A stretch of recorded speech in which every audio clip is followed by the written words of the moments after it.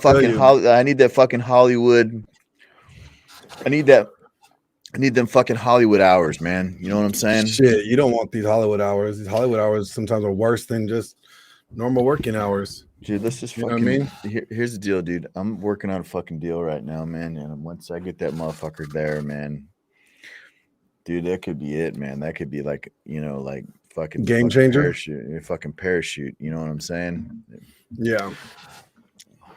Mm-hmm. Well, I mean, we are live right now. Oh, right now? Are we really? Yeah, we live. We live on my channel, but nobody's watching, so don't worry. How are we gonna get live on mine? Easy. You don't have access to it? I don't have access to your channel. I'm not cool like that. So we're just on your channel? Yeah. But I could easily switch it to both of ours if I had your streaming code and shit. Well, if we're live, I don't want to do that live. Oh, true. I get that. Yeah. So we're like live right now, like literally, like we're fucking live right now. Like if you go to my channel, look on my channel, we should be live right now. Oh shit. You know. Let me see here. Well, I better quit fucking whining. No, the Filipino P is all I see on my channel. Let me go here. It should not be because since I'm live, I'm looking at. Let's see fucking Glenn fucking Lawrence. I'm watching it right now, dude. Okay, let me click the live tab. Yo, you're live right here. Yeah, I know I'm live. It's just fucked up. I'm looking at myself. Well, let me smash the like button. Yes, everybody smash the like button since you're the only one watching. Yeah, I know I'm live. That's fucked up. Why isn't anybody watching? Did you like cast this everywhere? Dude, I don't have like as many following as you do. I'm not cool like you. Shit. But like, cool. You know, so like I want to do the live stream to talk about like red pill like topics, right? Like, you know, like what I want to cover topics like, you know, my understanding of the red pill when it comes to like, you know, dating, marriage. Oh man, I need to fix my hair. Hold on. Man, you too handsome for YouTube. There we go. I wanted to cover topics that, you know, like when it comes to like topics like dating, marriage, you know, hypergamy, religion, feminism, body count, you know, divorce, like, you know, anybody that has questions on these things. So those seem to be like the like really triggering and really like, you know, really like topics that kind of like cause everybody some shit, right? You know what I mean? Like they seem to be like the most like polarizing, triggering, like triggering, polarizing topics, yeah. You know, so you know, like dating, like what dating's supposed to be like, you know, like what are, you know, things like that. So like I'm leaving it up for people, whoever is watching, if they want to watch and if they want to get in the chat.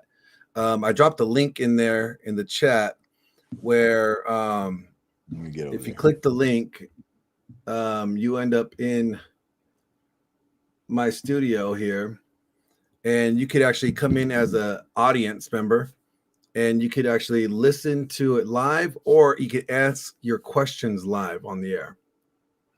So, okay, so we're doing some live stuff here. Yeah. Hey, will you do me a favor and why don't you go ahead and drop that link to me real quick in Telegram, and I'll see if I can get that over. Oh yeah. A couple places. Let me get that what for I can you. Pull up here. Let me see here. Let me get that for you. Let me invite. Man, six-figure club.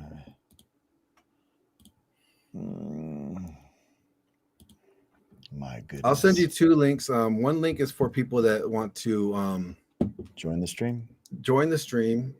Like just like listen in the stream, like listen as we're in studio. And the other link that is going to be for those that want to maybe participate and ask questions. So the first one you just sent over is that's for the audience. That's for the audience. And as an audience member, you could call in and not cam up. But if you want to cam up, you know, and this is the link we just have right now. Yeah. Okay, let me see if I can copy that link. And so I just want to make sure I communicated effectively here. All right, so this is if you want to hop in. Yep.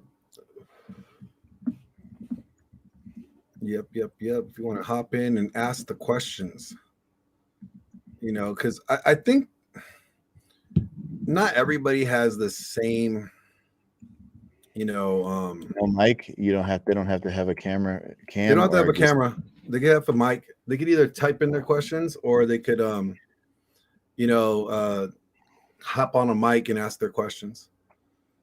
So it's just one of those things, like what. What's the topic? There's a lot of like, the topic is basically just anything red pill, like red pill questions that are on dating, marriage, just all variety of things.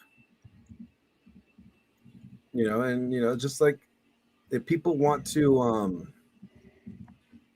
ask questions about it, we want to be able to facilitate, that opportunity Yeah. for them All to right, ask threw it out questions. there.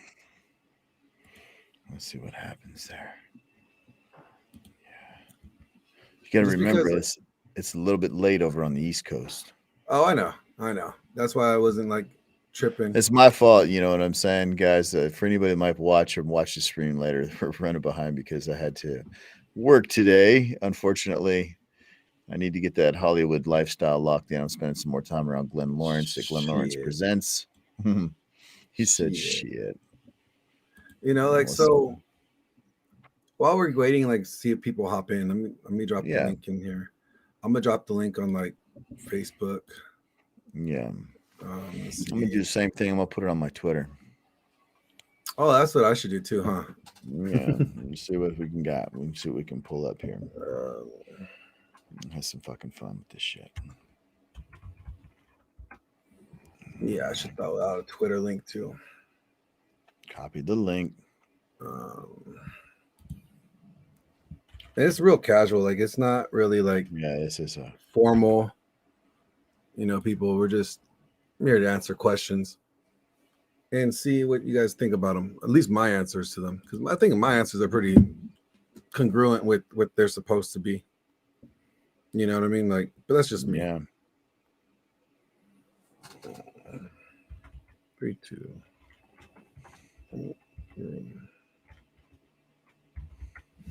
So I mean, there's nothing serious. Like, not a big thing. Yeah. I just think there's a lot of like inconsistencies when it comes to what people say and talk about in this space. You know what I mean? Like, there's a lot, and I think that the way that people talk about them is what keeps people so polarized, against one another.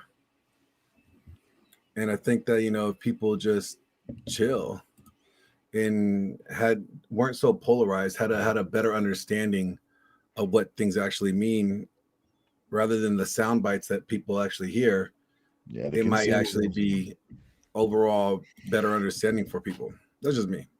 Yeah. But what do I know? Oh man, you know quite a bit. I know a little bit. You've been learned. I got me an education. Yeah. I've got all these black magic tabs open on my computer for some reason. I wonder what somebody was looking at some cameras, huh? Yeah, there we go. I'm gonna get rid of the old. All right, there we go. All right, that's all good to go. Anybody hopping in yet? Any takers? Any snibblers? Nothing. Didn't seem like it. Got 2 watching. Probably those 2 are you and me. No, I'm not watching right now. So somebody else, maybe somebody else is.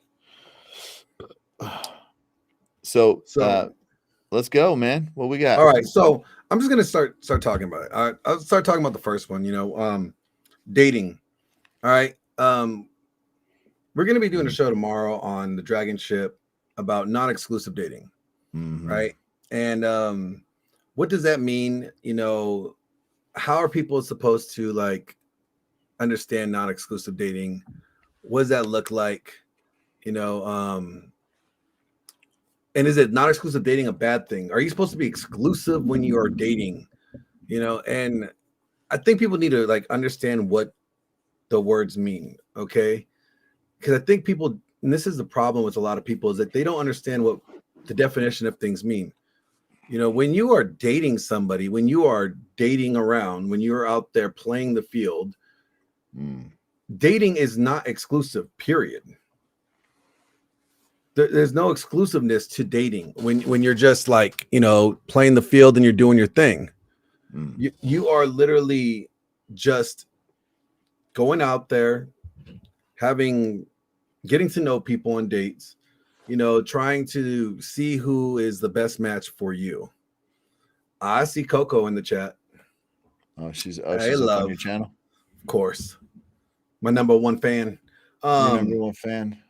Yeah, like so it's like, you know, when you're dating somebody, like dating is not exclusive to begin with. What makes it exclusive is when you say, you know, this is my boyfriend, this is my girlfriend, and you guys put a title on it. That's when it becomes exclusive.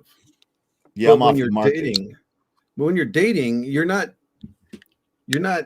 tied down to anybody until you go into a relationship. So like when like people hear like Rolo's, you know, read Rolo's blog or something about spinning plates, and they get all like, oh my god, spinning plates, you're dating multiple women. It's like, yeah, but you're not in a relationship with none of them. It's like they have a problem with spinning plates, but then they watch the shows like The Bachelor. Yeah. The Bachelor is literally a guy spinning plates on TV, or The Bachelorette is a chick spinning plates on TV. None of them, all of them know that they're not in a committed relationship. Yeah. Yeah, that's dating is a weird thing, you know, so non-exclusive dating is what the show is tomorrow, right? That's what we're doing on the Dragon Show. Yeah. Yeah.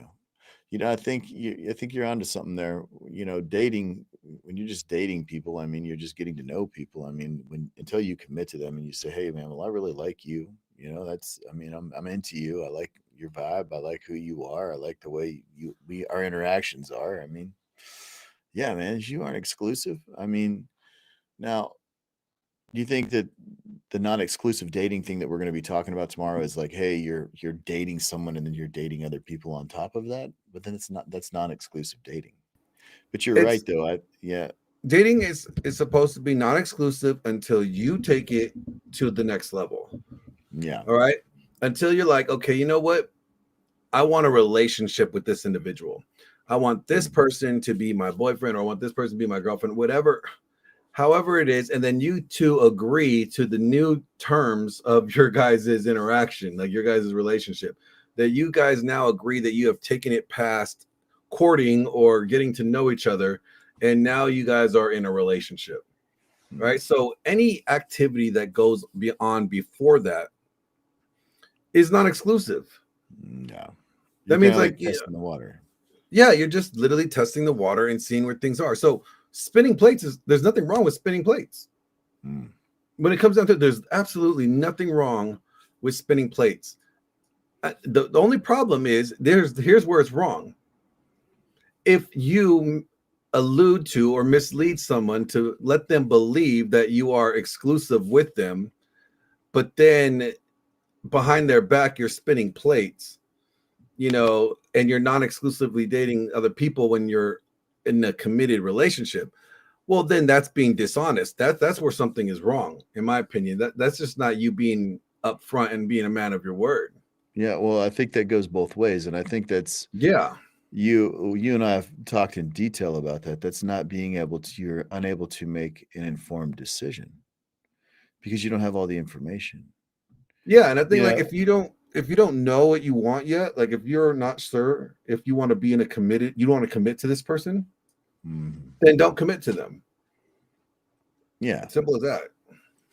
Seriously. You know, that's you got to be able to make your informed decision though. You need all the information first, and it takes some time to get to know someone. You know, the average, I don't know, I think before me and my girl actually became serious, I mean, we dated all summer, you know what I mean? And she she alleged.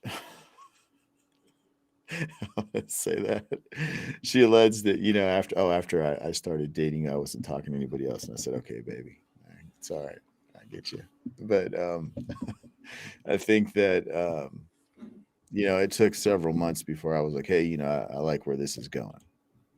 Yeah. And so then we became like exclusive. It was like there was a placeholder on it. And so I agree with you. I mean, when you're dating, you're just out there, and it's interesting. Obviously, I'm on Tinder, man. Because it's entertainment. I sent you some stuff today. Oh my God, the shit that you sent is hilarious. Yeah.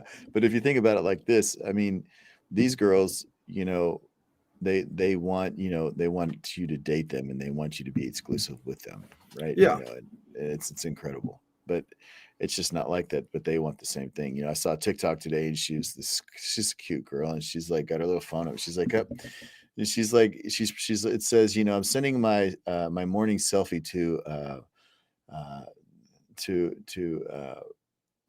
my main man, my main interest, and then it listed about 10 dudes' names as she was clicking her phone, like she was tagging them all. It was kind of funny because, that's how it is, right? And I think that non-exclusive dating it's a joke.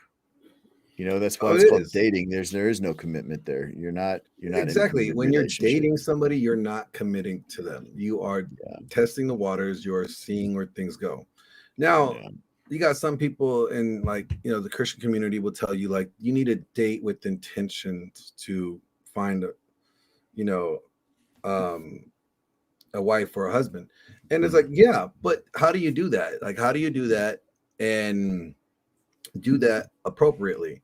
Like, mhm. like you can either do their form of dating is like you become a serial monogamist and you date one person at a time, date, and you're in a committed relationship with all of them. Well, that here's the thing: when you're dating, you don't have to be sleeping with all of them. No, When you're no, spinning a plate, you're not all the plates that you're spinning. You're not sleeping with all of them. You don't have to sleep with all the plates that you're spinning. that's right. You can. One girl might provide something, another girl doesn't. Yeah. I mean, So it's just so even if you come from a religious background and you're like, well, I don't want to be spinning plates because um, you know, you don't want to be spinning plates because it comes off bad. Like, well, if you're not exclusive, if there is no commitment, you're not in a committed relationship with them, mm, then why is it a problem? You're not guaranteeing anything to them. And if you're not going in it like, with the intention of like, oh, you're just doing this like to bang all these bitches, like you're not, that's not your goal. If you're actually going in there to date them, then it's one thing, like again, like I said, you don't have to bang all the girls that you go on a date with or you're dating. You're spinning plates, just like you don't have to sleep with every, plate that you're spinning. It's the same thing. So yeah. there's absolutely no problem with, non-exclusive dating. We do have a question here from Coco though. Oh, She says, I have a question. Is it more acceptable for a man to spin plates than it is for a woman if they aren't exclusive? Meaning, would she be looked as a floozy if they weren't exclusive? Women naturally spin plates. yeah. Women naturally She spin said a plates. floozy. Let's go back to that word. Read that word again. What did she say? Floozy? Yeah, she said floozy. She goes, meaning She she said, would be looked at as a floozy even though they aren't exclusive. Women naturally spin plates. It's been yeah, that way, for a long time. Did you just send me the link to yeah, myself? yeah. Oh, Well, I had to get it over onto this, man, because I'm gonna put oh it yeah. somewhere. So, Yeah, Miss Foster Assist said, yeah, some man can't just be with one woman. It just doesn't fulfill all his wants and desires. And that's something that, people could, um, that's something that people could just, to talk about in their relationship. If they want to get a relationship with somebody, that's something that they discuss in the beginning. Like, hey, look, you know what? I don't mind being in a relationship with you, but I'm gonna be, dating other people or whatever. I mean, that relationship dynamic, that's when you're in a relationship aspect. Whatever the two parties agree to their relationship dynamic, that's between them. That's their own business. You know, if they think it's right for them, then cool. That's their thing. That works for them. Like, you know, it's not anybody's place to judge how another couple's relationship dynamic is, you know, gonna play out. You know, now if you come from a biblical worldview, you know, you might be opposed to, you know, multiple partners in a relationship. And it, you know, in instance, you know, I could say there's an argument for both sides of it. You know, you can see there's definitely instances where in the Bible, people had multiple wives. You know, Abraham, or, you know, who is it? There's a few people that had multiple wives. I think who was it? It was like, I think it was like Jacob. Well, King David definitely had multiple wives. I think King Solomon had up to like 700 wives. Dude, think about that, having 700 wives. You would see one wife a day. You would not see them for like almost a year and a half. Yeah, that's almost 2 years. That's crazy. Do you know what kind of do you know what kind of logistics it would take to handle 700 wives? Let that sink in for a minute. I mean, dude, think about that for a second. How many birthdays that is? You know how many Christmas presents, anniversaries? Man, that's too much. That's way too much. Way too much. Foster Assist says women have always suffered from the grass is greener syndrome, and social media just had made it worse. Yeah, it has. You know, social media has definitely made it worse. You know, but see, like, again, when it comes to relationships, and I'm glad that she brought this up about the whole multiple wives thing. There's this, you know, belief that if you're a high value guy, you should have multiple women. And I have never heard anybody that has any credit in this space say that, you know. Now, I have heard Rollo say things along the lines of like, women would rather share an alpha than settle for a beta. And what he's basically saying is that a woman would rather share this guy than not have him in her life. You know, to whatever capacity that sharing is. It could be sexually, it could be in a relationship, or it could just be you know, connection wise. A woman would rather, you know, have this guy, this individual in her life than, you know, have to only have betas in her life. Now, does that mean like a woman, if you're a high value guy, you get to, you know, have multiple women? No, I don't think that's what he's saying at all. I'm just saying what he's saying is that the odds of, you know, a guy being able to have multiple women tend to be higher when the guy is considered an alpha or a high value guy, because a woman would rather share him than have to settle for someone less than him and lose out on having him in her life. Does that make sense? Yeah. So let me spin out like your reader question again. Well, it wasn't a question, it was a statement. Her statement was she said some men just can't be with one woman. It doesn't fulfill all his wants and his desires. I'm saying that, you know, when it comes to relationships, just because you're a high value guy doesn't mean that because you're a high value guy, you have to be, or you ought to be having like multiple women. Okay. Like like it just comes with like, you should, like, you know what, you're not really a high value guy until you have multiple women.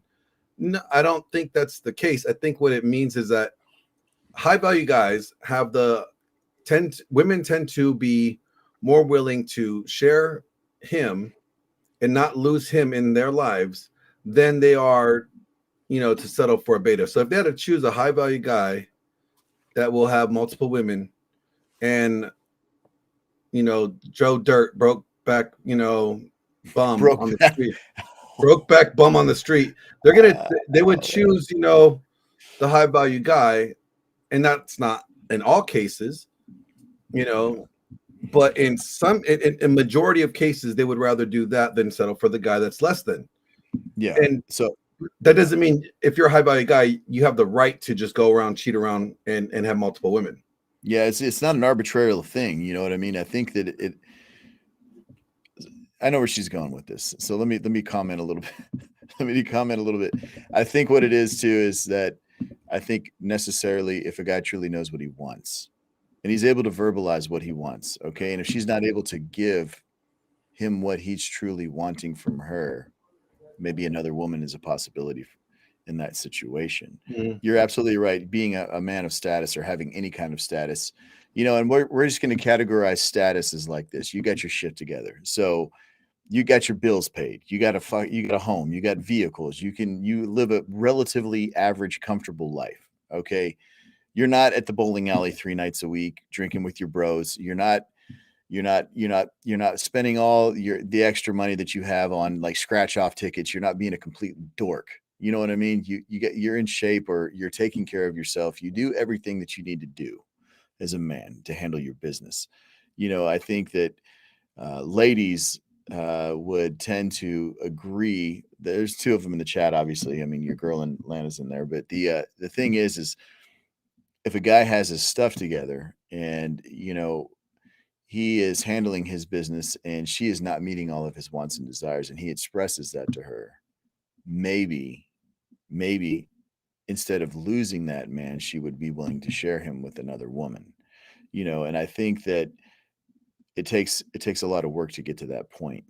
You know, it's not necessarily something that just magically happens overnight unless unfortunate circumstances take place, you know, in the relationship and, you know, hey, these are my terms and that's that, you know, and I think that, you know, you're absolutely right. A guy that has some status in it about himself, it doesn't like if everybody was like, you know, jacked out of their mind and had like, you know, 20 million in the bank and 6 Lambos, one for each day of the week and the Bugatti on Sundays. Oh, we lost Glenn. I think that that doesn't necessarily mean that you can do that. You know, the most alpha dudes can be the most brokest of brokies, you know, and that's just, you know, guys of status, though, men that have actually put some work into their life and improved who they are, I think are able to get their wants and needs. Well, let me reframe that a little bit. Their wants and desires met a lot easier than guys that don't have their shit together. Glenn, are you in here or do you want me to keep going? No, Glenn's all the way gone, so I'm just going to keep going. Keep going. Keep going. I'm here. Hold on. Okay. Yeah. Okay. Yeah. We want to see your handsome face, dude. Okay. That's just it, you know, but, so there's 2 ways to go about that. You know, it depends on the relationship and what you guys have going on. Right. I think that when women inherently understand that they have a really good thing going on with somebody and that person has done very well for them. And what I mean by that is they never wanted for anything. They've always felt security with them. They've always had the things that they necessitated to have a meaningful life around that human being. I think that she would be more apt to be open to a situation like that, you know. So I agree with what Rolo says, you know, and so I like agree too. I'm just saying like it's not an absolute thing because you could be a high value guy, right? And let's say you're married and you're with you're married and you're a high value guy and the woman that you're with goes, you know what, I'm not okay with that. Yeah, and that's fine. Yeah, well, then tell her to step her game up. She can make a choice to stay in the relationship with you wanting this new thing, or she can make a choice to leave, and that's fine. Yeah, I mean, but that doesn't like mean you're not a high value guy. And I know a lot of high value guys that are in committed relationships that do not do that, you know, would not go that route, you know, because they have no desire to. So that's another thing. Being a high value guy doesn't mean you have to have the desire to have multiple women, you know, as well. What it's saying is that if you're a guy of status, you're going to have a lot more women wanting to be in your life or wanting you to be in their life, and you're going to have the more opportunity to act on these things. And on average, although a woman may not agree with it, that may not be her desire to share you, she would be more willing to share you, the high value guy, than she would be to share the guy that's not of high value. Yeah. So it's not like an absolute thing. Like, you know, oh, because I'm a high value guy, or if I, in order to be considered a high value guy, I have to have at least two bitches. No, No, no, that's not the like case.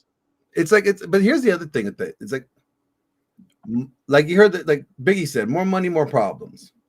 Well, guess Oh what? yeah. Same thing with bitches, more problems, more women, more problems. Like you have to be a guy that's able to navigate, the relationship dynamics, and and not be selling and not be selling anyone short. I think like because that's a huge thing to take on, and I don't even know if it's something that is you could say could be truly done 100% equally across the board. You know what I'm saying? Like if you had four women and you got to give four women the equal amount of time, pour into them equally the same amount of, energy and, time that you pour into them in each relationship, on top of working and on top of, managing those four relationships. I don't know if you could say that, it could be done to its full potential as if you were due to do it with like one. You know what Yeah, I'm I would saying? agree with that. I would agree with that. The more, yeah, that takes a lot of work when you start talking. That's the thing about this side of, our crowd of people. I'm not even going to call it what it is, but we'll just call it the red pill community. He's like, spin plates, but that takes a lot of effort. It takes a lot of energy and in time. And, y- if you're working on yourself, you don't have a whole lot of time. You really don't. And that's the thing is, in my experience, anything over two, it's too much. It Yeah, doesn't I mean, it's not fun anymore. I'm just being for real with you. And in an ideal situation, the two of them would be friends. You know what I mean? So I can see that. I I'm mean, just yeah, I'm just saying, I mean, it would be a situation where they could be amicable and, decent to each other and, be around each other and do things around each other and be okay, because it's yeah, like, oh, you're going to be over there tonight, or oh, you're going to be over there tonight. It's the thing is it's not anything more than that. It becomes tedious. and I It agree. I becomes too think much like work. that's something that's more. I think that's more logistically, doable. You know, but like, do I think that like it's a must? It's a must have to be considered a high value guy? No. No. You know, and I think Mm-mm. that we hear a lot of people out here that say like, in order, high value guys will cheat. Okay, well, cheating, or they say that high value guys are allowed to cheat, Mm. and I don't think so. That's low I vibration, don't, I don't dude. I don't think anybody is allowed to cheat. Yeah, that's low Cheating vibration. is deception. Cheating is deception. Cheating is withholding information from somebody that they need to know, or that they should know, in order to make the decision on what they're choosing to do with their life. So if you didn't tell me something that I needed to know before making a business decision, right? Mm. Then you would have cheated me out of the information needed, you know, um, in order for me to make an informed decision. All right. Yeah. So that's cheating. So if a high value guy is, out there and he plans on having multiple women, then the woman that he's with, he should inform her this is what he's going to be doing, and allow her to make the decision for her whether or not she wants to stay or not. Yeah, that's where integrity and honesty come in. I mean, when you're directly honest with the other people, and I mean, this is who I am and this is what I want. That's the conversation it needs to be. I don't think that I think that people that cheat, and lie and deceive, um, they get their own bullshit going on and they're fucking throwing that shit in your life. You know what I mean? And that's the problem with that. So, I think in our community when you see guys, oh yeah, well, I'm married and this, that, and the other thing, but I bang these chicks when I go over here to this town and I bang these chicks when I fly over here. It's it, that's not the way. That's not to me. That doesn't elevate your status. It's just kind of like money isn't the only metric. I mean, I think I've seen the biggest dorks that are fully loaded. I'm talking loaded fat bank. You know what I mean? And that's the thing, right? Is I think that people that cheat, are low vibration, man. And the thing is 9 times out of 10, the people that are cheating or doing things like this or behaving like this, both men and women, but we're talking about men right now. Uh, you know, Unfortunately, those decision-making processes that they're making to cheat and deceive the person that they're with are detracting from their other successes in their life. Yeah. Because Yeah. if you're going to make those questionable decisions and you're going to make those choices to behave in that manner, you're not taking the other person that you've committed yourself to into consideration. And Yeah. that's So important. That's important. again, I think like, if you want to have multiple people in your life, multiple women in your life, at the end of the day, you have to tell whoever you're with or who you're going to be with or want to get with the arrangement that you plan on having for your life, and allow them to make the decision whether or not they want to be in your frame, because that's your frame, right? That's your frame. Yeah. Your frame is to have multiple partners. So you need to allow them to be able to make that informed decision on their behalf. Yeah. You don't get to do it behind their back or get into a relationship and then switch it up and be like, oh, guess what? Yeah, I'm doing this now. No, even if you're in a relationship, I think if you're in a relationship and you decide to change the relationship, you need to inform them and allow them to make the decision whether or not they want to partake in that or not. That's right. Yeah. I don't think that, just like money isn't the only metric, the amount of chicks you can pull isn't the only metric either, man. Exactly. Here's the deal. To be a man of status or have any kind of thing going for you in your life, you need to be a well-rounded man. You know what I mean? It's not just necessarily, okay, well, I can go out to the club and get 10 numbers and close 3 girls, or I can go and close this deal right now for 50 grand, or, none of that matters. You need to be a well-rounded man, and I think that behaving like that definitely takes away your I'm not well-rounded. gone. I'm still here. I'm just doing a solo shot of you. Yeah, Keep there going. you go. Yeah, I'll keep going. Coco in the chat, she says full disclosure, and I agree with you, Coco. It's important to understand that. You are absolutely right, girl. When people have all the information and brutal honesty, then they tend to respect that. I think when I talk to people, I try to be 100% transparent and honest in every move I am making. Full disclosure, and in situations like this, it's not a problem. Whatever you want to know, I'm going to answer. When you do that, people respect that, and that's the thing is I think so many people operate in such a low vibration or do miscreant behaviors. Now that when you confront someone with honesty and say, hey, this is what I want, this is what I'm about, this is what I really want in this relationship, and they don't know how to take it at first. They really don't, because it's like, man, well, he's not lying to me. He's telling me the truth, you know? So, and I've always pushed back. I'm going to be honest with you. That's the one thing in the book that, the spinning the plates thing, I don't necessarily agree with. I understand. What part? It's just because it takes a lot of effort and energy. I don't think that. What's up, Danny? I see you in the chat. I think Danny, that, Danny, I'm gonna send you a link.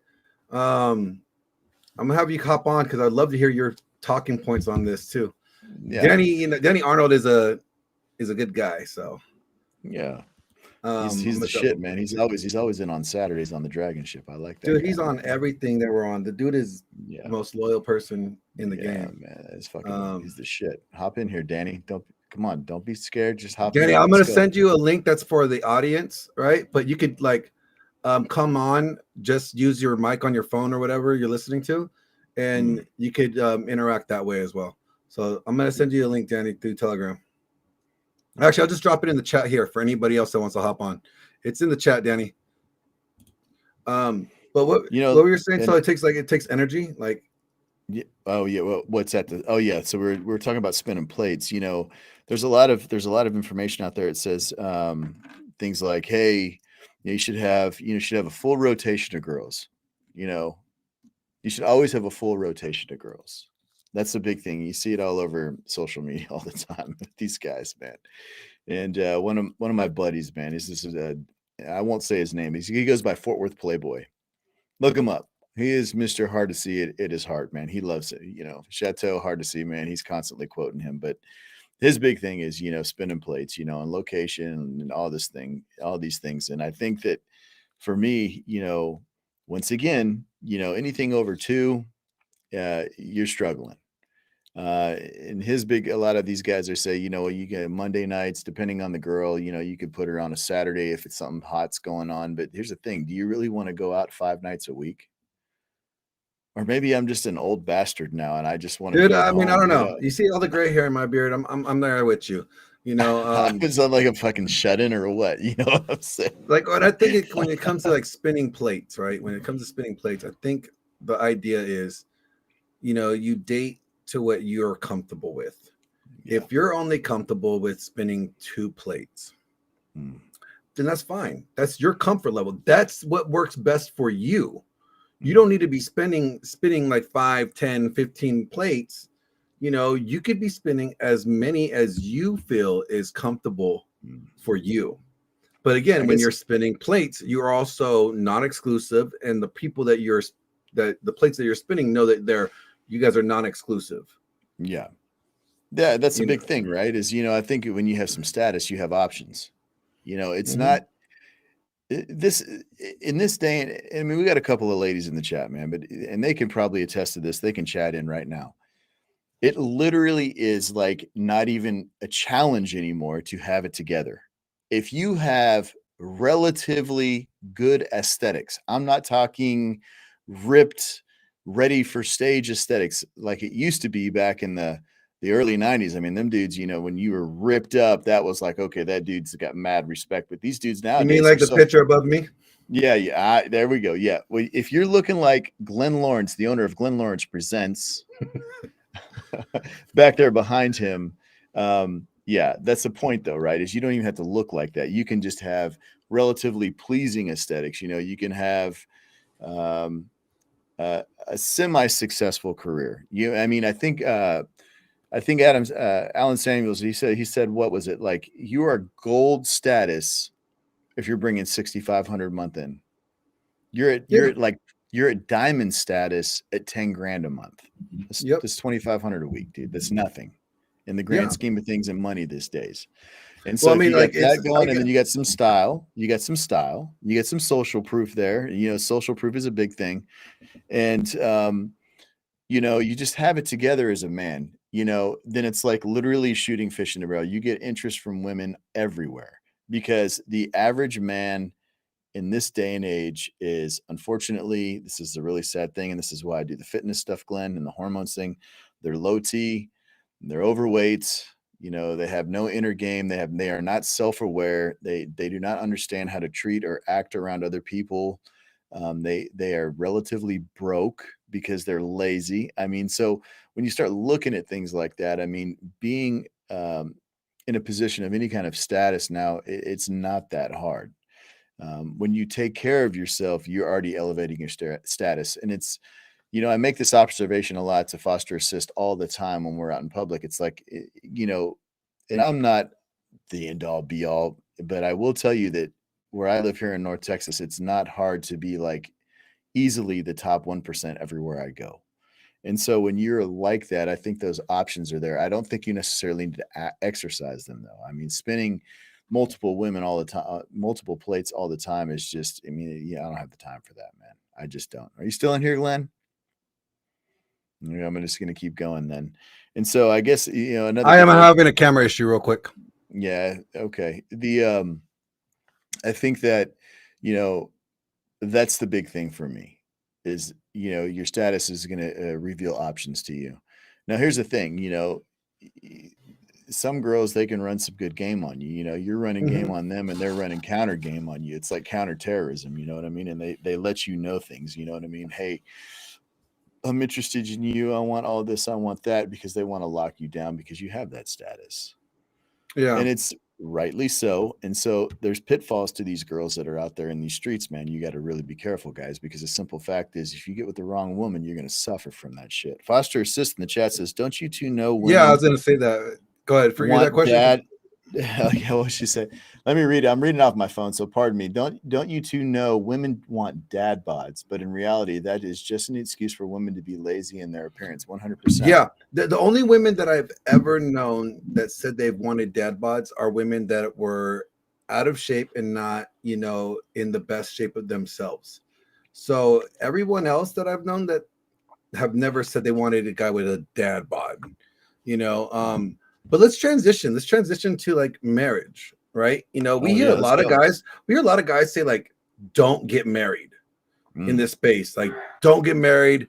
It's you know, it's a trap. You know, even Rollo has said that he cannot support no women that have mom bobs. No mom bods, foster assist. That's a no. But like you know, Rollo even said he can't support marriage the way that we do it now. So are guys in the red pill saying like they're anti-marriage? I think they're cynical. I think when it comes down to it, the way that the laws are set up now, when it involves marriage and divorce, you see, I don't think anybody has a problem with marriage. What they have a problem with is divorce. Okay. And you know, we have, you know, we have a problem with the way that divorce is done today. Okay. And let me just share something. I was gonna end up saving this for another topic. This is actually its own topic in itself. But let me see if I can get to my notes here. While you're doing the notes, I'm gonna answer the chat a little bit. Yeah, do your thing. Coco, do your thing. Pillow Talk with Coco says, haha, I'm too shallow for a dad bod. Oh Yeah. man, you better watch out, bro. I exercise I extreme know. discipline to look the way I do. I want my man to find that equally important. I think Absolutely. that's the thing, right? Is you give a shit, girl, and that's the important thing, man. And I think that's the point, right? Is even for girls, you know, like y'all that are in the chat, it's not hard for you to be in the top 1% either. I mean, it's you take care of yourself and you handle your business, you know, and it's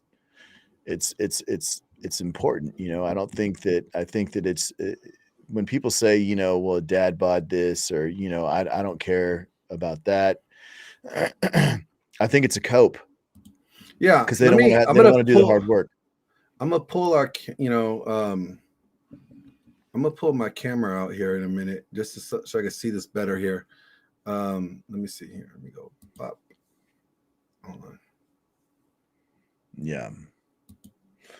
You know, I think the guys in our space, they are anti-marriage. There's actual whole groups of anti-marriage people out there. Do I think it's appropriate though?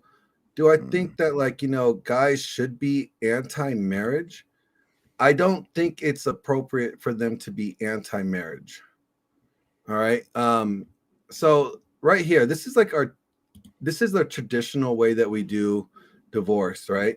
The traditional way, this is before no fault. You know, the laws were restricted to protect marriage. And let me blow this up. See, no, wrong way. So yeah, laws to protect marriage. For divorce, there was specific grounds. That means there had to be adultery, cruelty, etc. There was a moral framework. I mean, if a divorce happened, it meant someone was guilty, and there was someone that was innocent. Fault, you know, one party caused the divorce. Like, the reason why the divorce is taking place is because one party chose to do something that caused this other party want to have a divorce. There was a gender-based responsibilities, right? Husbands were responsible to pay for alimony, wives were responsible for custody, husbands were responsible for child support.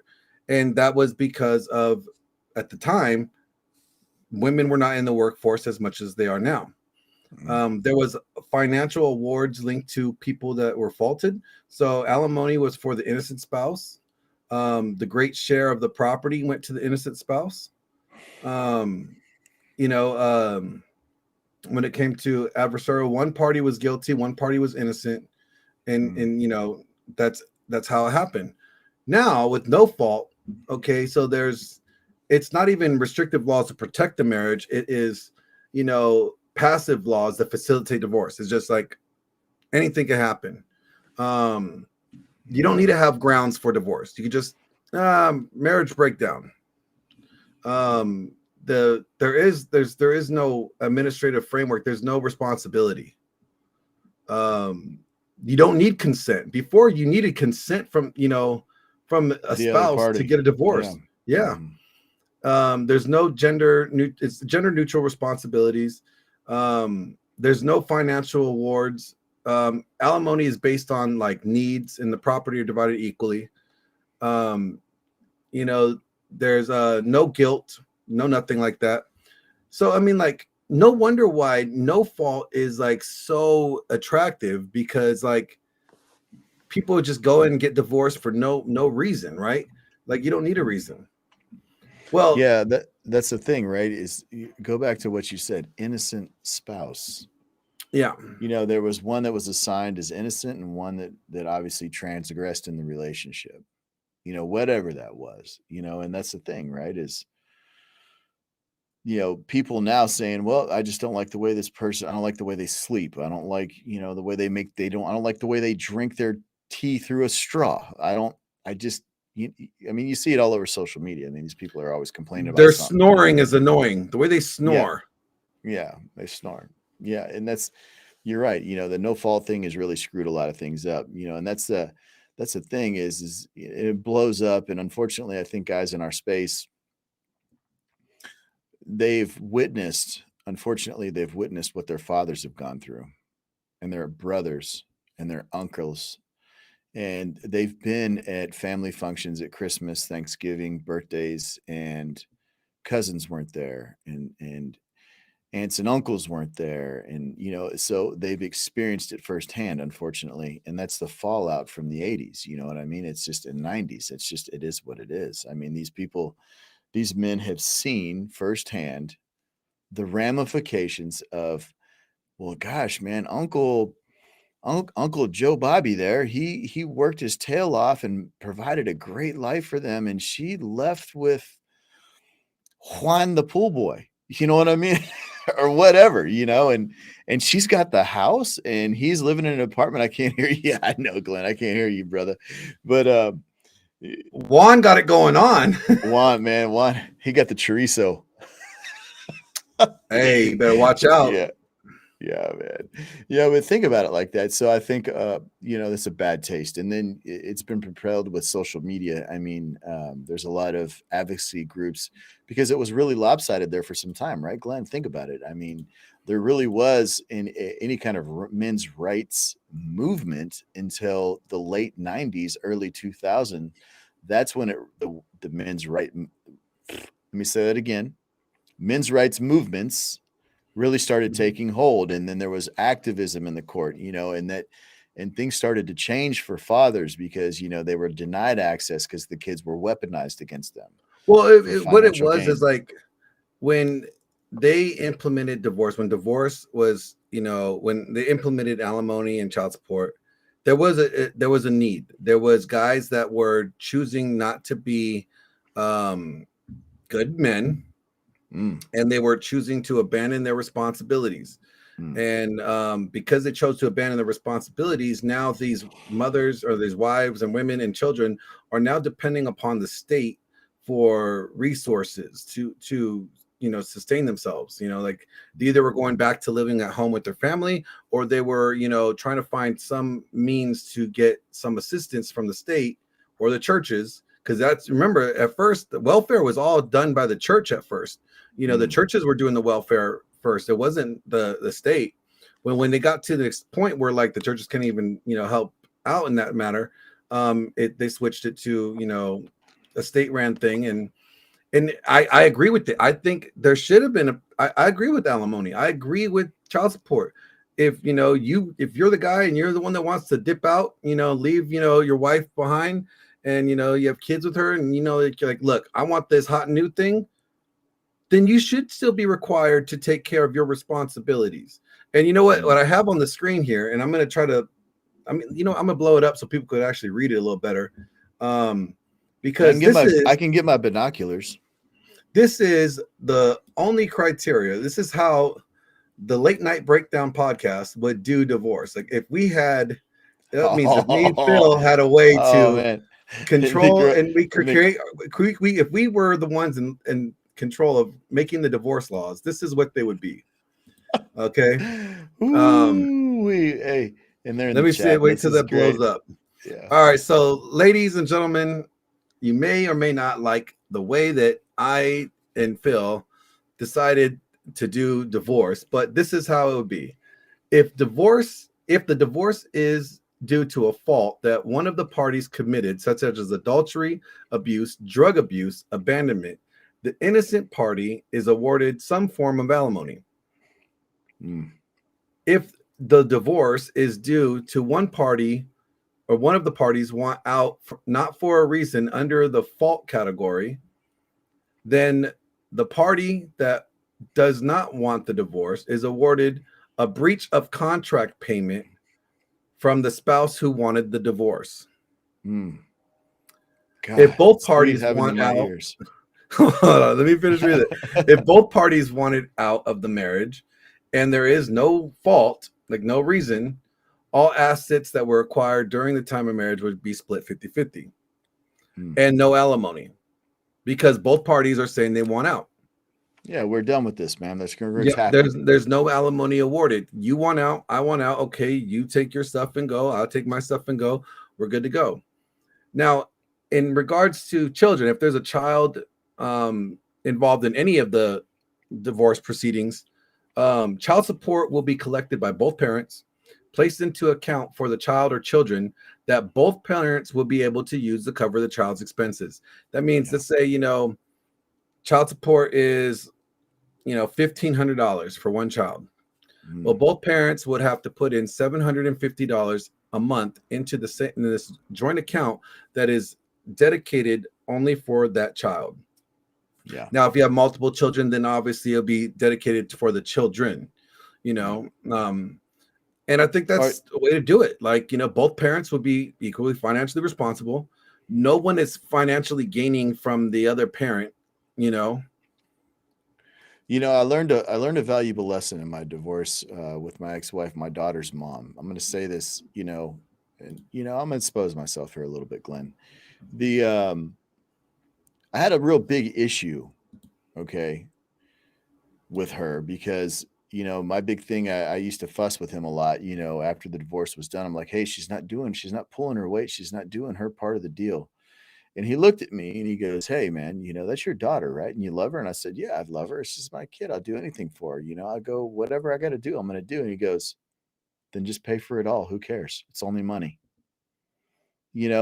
And she dodged the bullet and hit every loophole along our divorce. And it took that man to tell me that, for that to be driven into my mindset when it came to my daughter at that moment in time. And that was right after the divorce was final. And my daughter was relatively young. She was like, by the time the divorce was done, she was almost 7, if I'm not mistaken, 6.5, 7. She was coming up on 7. And, and I took that mindset and ran with it, Glenn. She is my daughter. She's my responsibility. I don't care what it's going to take. I'm going to do whatever it takes. And I quit at that moment in time, really gripping over it. Now, there was some atrocious things that she had pulled during the course of our divorce, because obviously when you have a child involved, and but I still covered everything. It didn't matter, and I just kind of adopted that mindset. And so, but I agree, I think that, unfortunately, it's probably going to make some people salty, but, men tend to focus heavily on doing what's right for their tribe. Okay. And so the decision making process when it comes to a man versus a woman, when it comes to children, tends to be a little different, and I'm not saying every instance is like that, but my instance, I'm speaking about my experience with this situation. Um, the ex-wife, he looked at me and he said another thing to me. My lawyer he's a really good guy, man. He's smart, man. He's got little man syndrome. He's really good. He looked at me, he said, you two things are going to happen with your ex-wife, man. She's going to step up and be a mom, or she's going to be a party girl. And he goes, one way or the other, just keep your mouth shut and do what you got to do. Don't worry about her. And she took the party girl route, unfortunately. And, and so I was pretty much the one that's always been responsible for the child. And that's how it's always been. And, I look back over the 18 years that, she's been walking this planet, and I say to myself, man, she's turned out to be okay. And it's because I've had a direct impact on every aspect of her life because of those words he told me. And so, I mean, but I can totally see that. I agree with you on that. Like, your child, your responsibility at the end of the day, like your child's needs should be met. No, Danny, I don't think you need to be on a computer. I think you could be on your iPhone. Oh, that link isn't doing anything except, okay, hold on. Let me send you another link, Danny. I'll send you another link. And so the idea while you're working with Danny is, that joint account is a really good concept. It's the accountability aspect of the divorce, though, right? Is, hey, Danny, look in the chat. I'm dropping it in the chat now. They couldn't make it work together as a married couple, so there'd have to be some sort of, means to enforce that account, to make sure that it was being handled and deposited appropriately, I would say. Yeah. And I think we talked about that on the late night breakdown. Yeah. But I think, like, both parents would be required to participate in the both parents are required to financially provide for the child, right? And both parents need to have both, like, because you don't know how much the other parent is financially contributing to the child, because the problem with child support now that it goes unchecked, it goes on, like, there's no accountability in it. No, man, it goes. You could get a mom could get, yeah, like, dude, like my mom used to blow that child support check. My mom would blow that child support check like no problem. Oh, one more thing, Danny, you might have to download the app. So if it goes to an app, download Riverside FM app on your phone, and then you can hop in, buddy. But it's like because my mom used to blow that child support check. Man, my dad would send child support and get that child support money. And dude, like my mom would blow the shit out of that on, like, her nail salon, her hair, shopping, whatever she wanted to do, and not saying she wouldn't buy me clothes or something, but trust me, I didn't get the nicest of the clothes, like, hey, was she sometimes I got hand-me-downs, like, was she is that what would you rather have? Would you rather have the hand-me-downs or her stitching your clothes together? I would rather have the adequate money that was dedicated to support me, so I could get the things that I needed and wanted. Yeah, man. You know what I'm saying? Like, right? Yeah. Like, my issue is, like, there's no accountability with child support, so there has to be the best way to make it to where both parents are equally responsible, because you don't know whether your kid is not, like, if they're living with the other parent, you might be able to provide them a better quality life than they could. But because they're deemed, like, the suitable parent for the child, they got custody. Well, and now you have to pay them child support. That's fine, but you don't know whether or not all that money that's going to them is going in support of your child. Like if your kid has, like, messed up shoes or dirty shoes or clothes that don't fit, you're like, well, wait a minute, where's the money that I'm paying going to? And I hate when people say, like, well, it goes to rent. Well, really? Rent? Like, how much? Why is rent that much more? Like you're saying, if you have a 1 bedroom apartment, you go from a 1 bedroom to a 2 bedroom apartment, it costs that much money. That's that much of a difference in cost. Like it's like $1,000 more to have a second bedroom. Like no, there's no accountability there. Like you would have to pay for your child support should not have to go to your rent, your food, your bills, because if you were living on your own, you would have to pay for that shit regardless. And I don't think your kid is using up that much water, that much electricity, that much food, and takes up that much space to, be justified to be able to use the child support to cover those things. No, that's your responsibility as an adult. So child support should literally just be going towards the kids' clothing, everything that the kid may need. And that's where I think it should go to. I think it should just go to the kids' needs and to make their life better. But that doesn't mean that it should be covering your car payment. It should be covering your rent bill. If you want to drive around a Mercedes, that's your responsibility to cover that payment. That's not going to be coming out of child support. But see, that's the problem. There's no accountability on where child support and how child support is being utilized. So I think, like, for me, like, I think that if both parents are equally responsible paying into this, and in order for them to use the money that's in this child support account, that both parents would understand, like, hey, we got to get Timmy some new school shoes. I'm going to go get some school shoes. Cool. All the transactions will be verifiable. Both parents will be able to look and see where, what is being spent on what, like, I think that's the way to do it, because the way it is right now, it's a clusterfuck.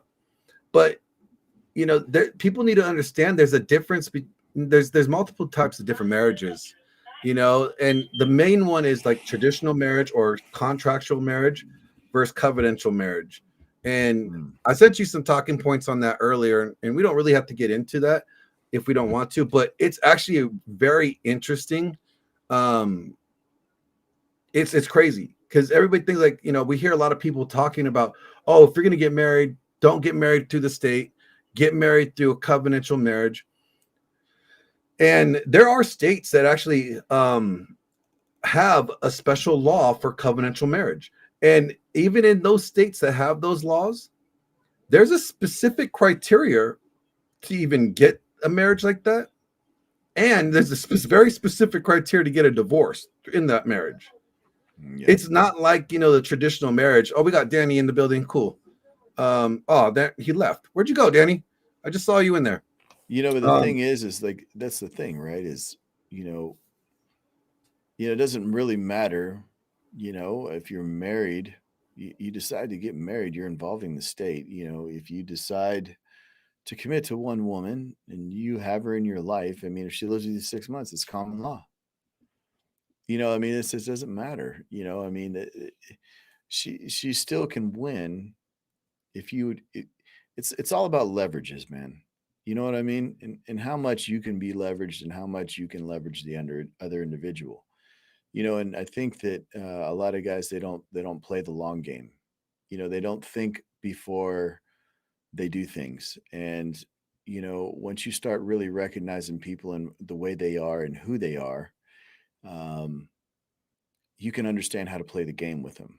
And so that's the thing. It's always trying to fall into the other person's trying to get you to fall into their agenda, into their belief. And so I don't necessarily think that it doesn't matter if it's a contractual marriage between you and the state and your girl, or if it's a covenantal marriage between you and your girl, or you're living together. I mean, if you don't play the game, then you're at risk if that's what you're worried about. And I think the sad part is as a society, we're to a point now that you have people on social media and guys like us talking about, hey, well, we can't support marriage because this is the experiences that we've had. And it's not necessarily, I'm not saying that you can't marry a woman and she can't make you extremely happy, and you can't have one woman in your life and honor her and be with her. But I think that, hey, what's up, Danny? Hey. We got Danny Arnold on, man. Let's go, man. I can't hear you, Glenn. Glenn likes to mute his mic, Danny, so just be ready to talk to me. Yeah, well, I like to mute my mic so like people could hear you and I don't make noise in the background. But we're talking about like marriages and like the difference between covenantal marriage and divorce and just traditional marriage. And because I'm doing a Q&A of like there's a lot of people have different understandings, or we hear a lot of different talking points in this space. And I'm trying to just kind of clear the air. And I'm not saying like I am the spokesman of the red pill, but I get asked a lot like, how can you be red pill? Like, that's you got all these guys saying these things about the red pill, and it's like blah blah blah blah blah. So like I'm just going through like the talking points of it. And we went through how we would do divorce, how would we reform divorce, how would we reform divorce, like if we were going to fix it, this is how we were going to do it. And now we're talking about like the differences in marriages. And I do want to like point out like there's a big difference between covenantal marriage and just covenantal marriage and regular marriage, right? And I really want people to understand like I did some homework. I did some homework, and I think it's like important for people to see that there's some homework done. All right. So there's a difference between a covenant and a contract, right? And people need to understand like what's the difference. All right. Covenants and contracts are not the same thing. There's some fundamental differences in there between the two. All right. For one, like while a contract is a legal binding agreement, like a covenant is like more of a spiritual agreement. It's more of a bond. It's two things people agree to. A contract is agreement between parties, while a covenant is more of a pledge. It's like an oath. A covenant is an agreement that can break, while a covenant is agreement while can break, while a covenant is perpetually a promise. You seal a covenant with a pledge, and you sign a contract.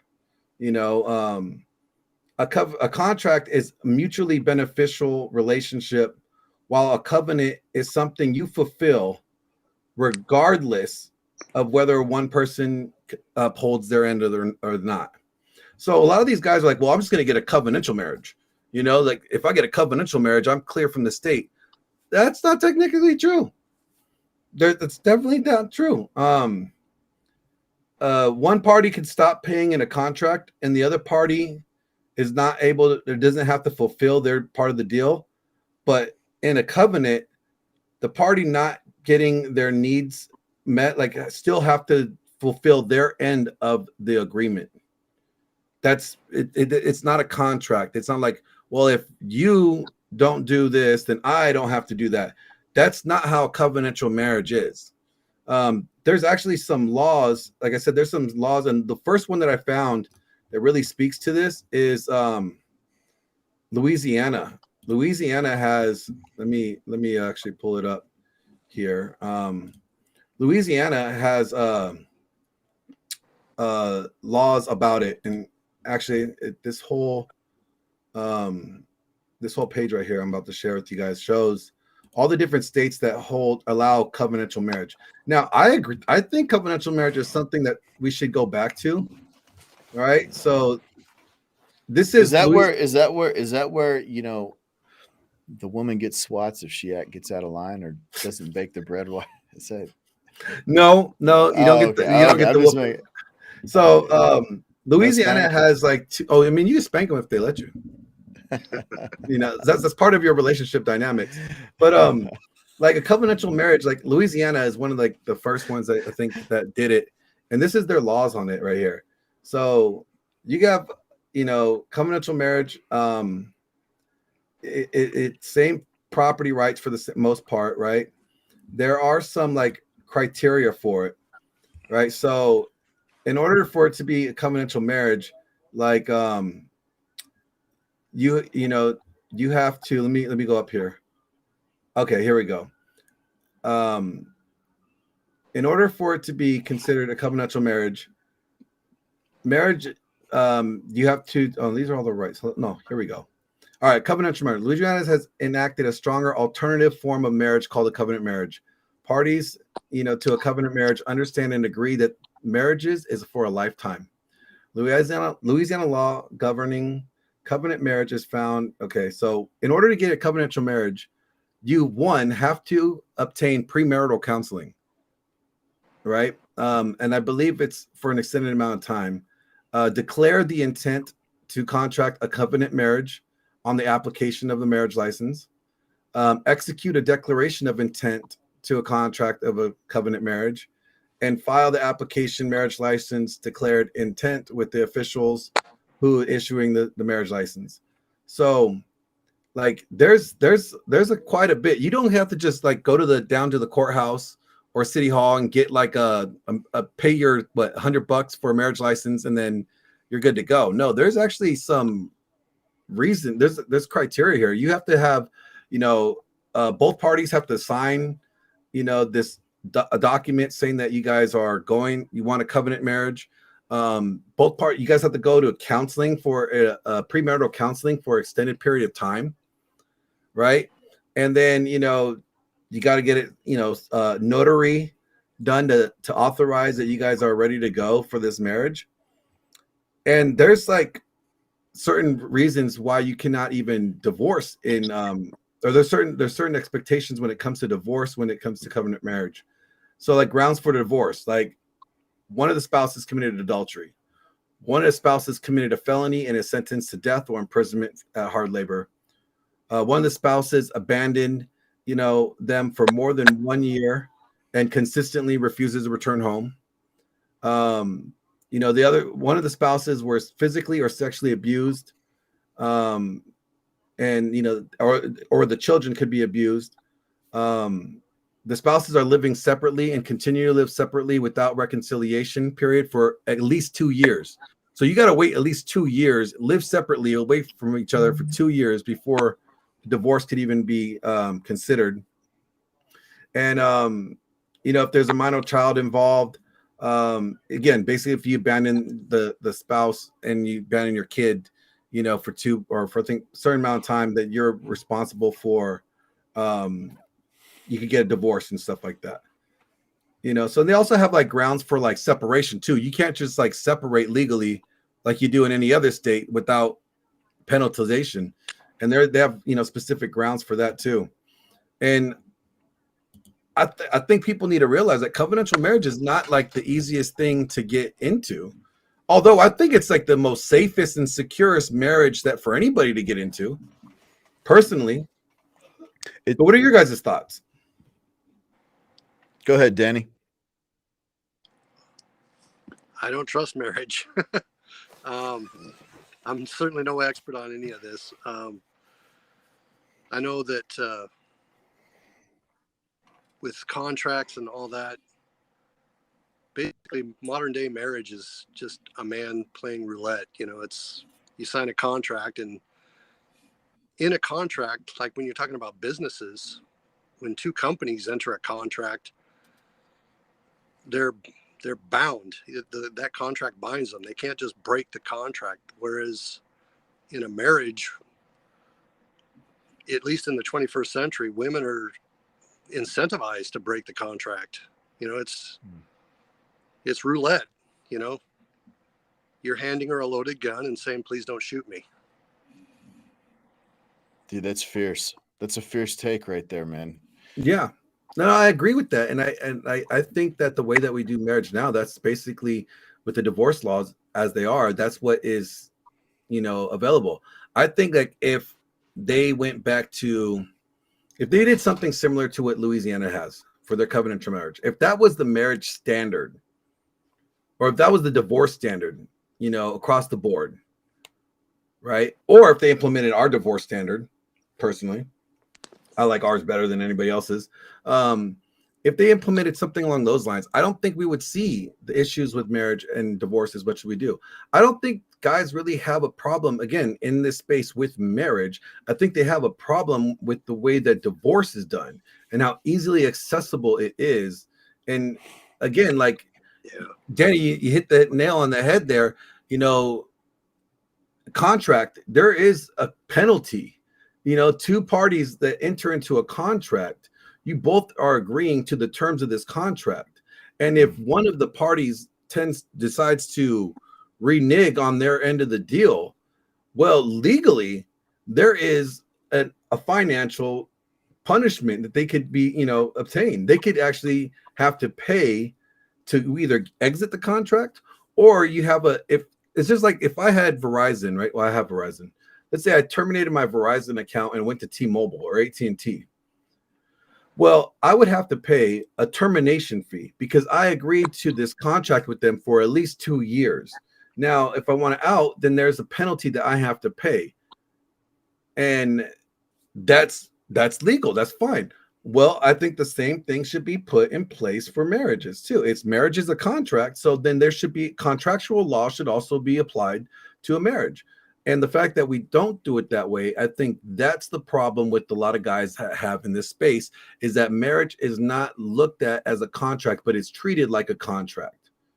It's legally it's a contract, but there's a caveat for one gender to abuse this, because of the way the laws are done. Well, I think too, you got to think about it like this, it's like kind of like what he was talking about, two businesses, right? You got a contract. Each business is, agreeing to do X, Y, and Z to get this project done. You know what I mean? The project in a marriage is life. You're agreeing to, okay, I'm committing to you. I agree to build this life. And men are primarily the breadwinners. I mean, let's just face it. Primarily, it's men that win the bread. And that's how our society is set up now. That's changing and evolving. Obviously, there's the strong, the girls out there in the workforce now that are really trying to get something going. But primarily it's the men. So you got these gentlemen out here that invest years of their life investing. Securing a home, securing vehicles, securing savings, securing bills, securing food, securing it all. And, that contract gets broken, all that money is gone forever. It's gone. It vanishes. And so that's why people are a little salty about getting married and the way the divorce thing is done. I think that's one of the things we talked about was reparations, right? I think that if the contract is broken, I mean, and obviously when you enter into a contract with somebody, especially if it's business to business, I mean, there's lawyers involved. Everybody wants to make sure everything's on the up and up. All the informed decision making is there. There's no anything nefarious information that's being miskept or withheld. And then then those contracts can go forward. But I think that in marriage, unfortunately, it is a lot easier for people to do what they do in divorce court. Now men inherently lose more than women in divorce court. Now, I'll tell you that it becomes a game of leverages, like I said earlier. I think that when you leverage yourself into a position of being powerless, you're going to get steamrolled. You have to be able to navigate that, and so it's the same thing as doing business. I don't know how to mute him, but I think that, when people are married and they're in this contract, they're having an agreement. It's an agreement, period. So I think that, contractual marriage is actually a lot better than, hold your hat, Glenn, than the other form of marriage, because the other form of marriage seems like it's harder to get out of. Because let's say this, let's play devil's advocate. Let's say you're the guy and you're handling your business and you're winning on all fronts, but your woman fails you.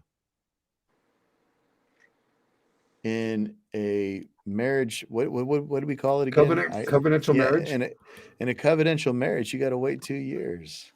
Well, I think what that does is like, from one, I think what it does is it forces people to really vet and properly make sure that they want to be in a marriage with this individual. Let me tell you something. I agree with you on vetting, dude. I think that it does. Wait, let's go. Let me finish. I think it forces people to agree, really take the time and consideration to vet somebody properly. I don't think you would see a rush for marriages, people getting married right away. I think that people would take more time and actually try to really get to know this individual before jumping into a marriage, right? Also, I think just like in anything, you can still have a prenup in a marriage, in a covenant marriage. All right. Covenantal marriages still allow prenups. I think you could even write a marriage contract that you could place in place, right, in your covenantal marriage. Like, hey, look, we're getting married, and these are the things that we're going to be upholding to. Now, if neither one of us, if we fail to meet these things, and I don't mean like right away, there always has to be some grace period. Like the first time she doesn't give you booty doesn't mean you get to call, divorce her. Yeah, like there has to be some sort of like guidelines there, but here's your contract, here's your marriage contract. You guys both agree to these terms, right? And if you guys fail to meet these terms, then you have given grounds for the covenantal marriage to be broken, the covenant to break, But I mean, even if you want to say contractual marriage is still good, the fact is that contractual marriage, the way it is done now, the way that divorce is done now, it's so easily accessible, and there's no guidelines. There's no fault. They should go back to some form of fault, whether it's you guys create a contract for your marriage, and if somebody fails to uphold their contract, they're part of the contract in the marriage, then that is a reason for divorce. Or the reason should be, due to abuse, infidelity, drug abuse, and abandonment. Like, then those are the things that should be utilized. But there should be a standard. There should be, in order for you, well, if you just want to divorce anybody, you could get divorced at all, anytime you want. But in order for you to receive any type of, benefits from the divorce party, meaning any alimony or anything along those lines, then there has to be some form of fault. There has to be a fault in place in order to receive benefits. And I think that should be implemented. At least they should at least allow no fault still be a thing, but the only way to receive benefits from the party that you're divorcing, there has to be a fault in place. What do you think, Danny? If you had to make marriage, if you were gonna get married, would you want there to be some structure to a divorce, like guidelines, like in order for you to have to pay out alimony? If I were to get married, I'd probably expatriate. I probably wouldn't do it in the States. No. If you're going to do it in the States, if you're going to create a law, would you want there to be a reason for divorce, or would you want there to be a reason for alimony? In order to get alimony, there has to be a criteria that has to be met outside of like no fault. I see. Yes to both of those. And the reason I say that is because it's evolved and mutated into, you don't even have to have a reason to divorce now. A woman can just say, I'm not happy. We're done.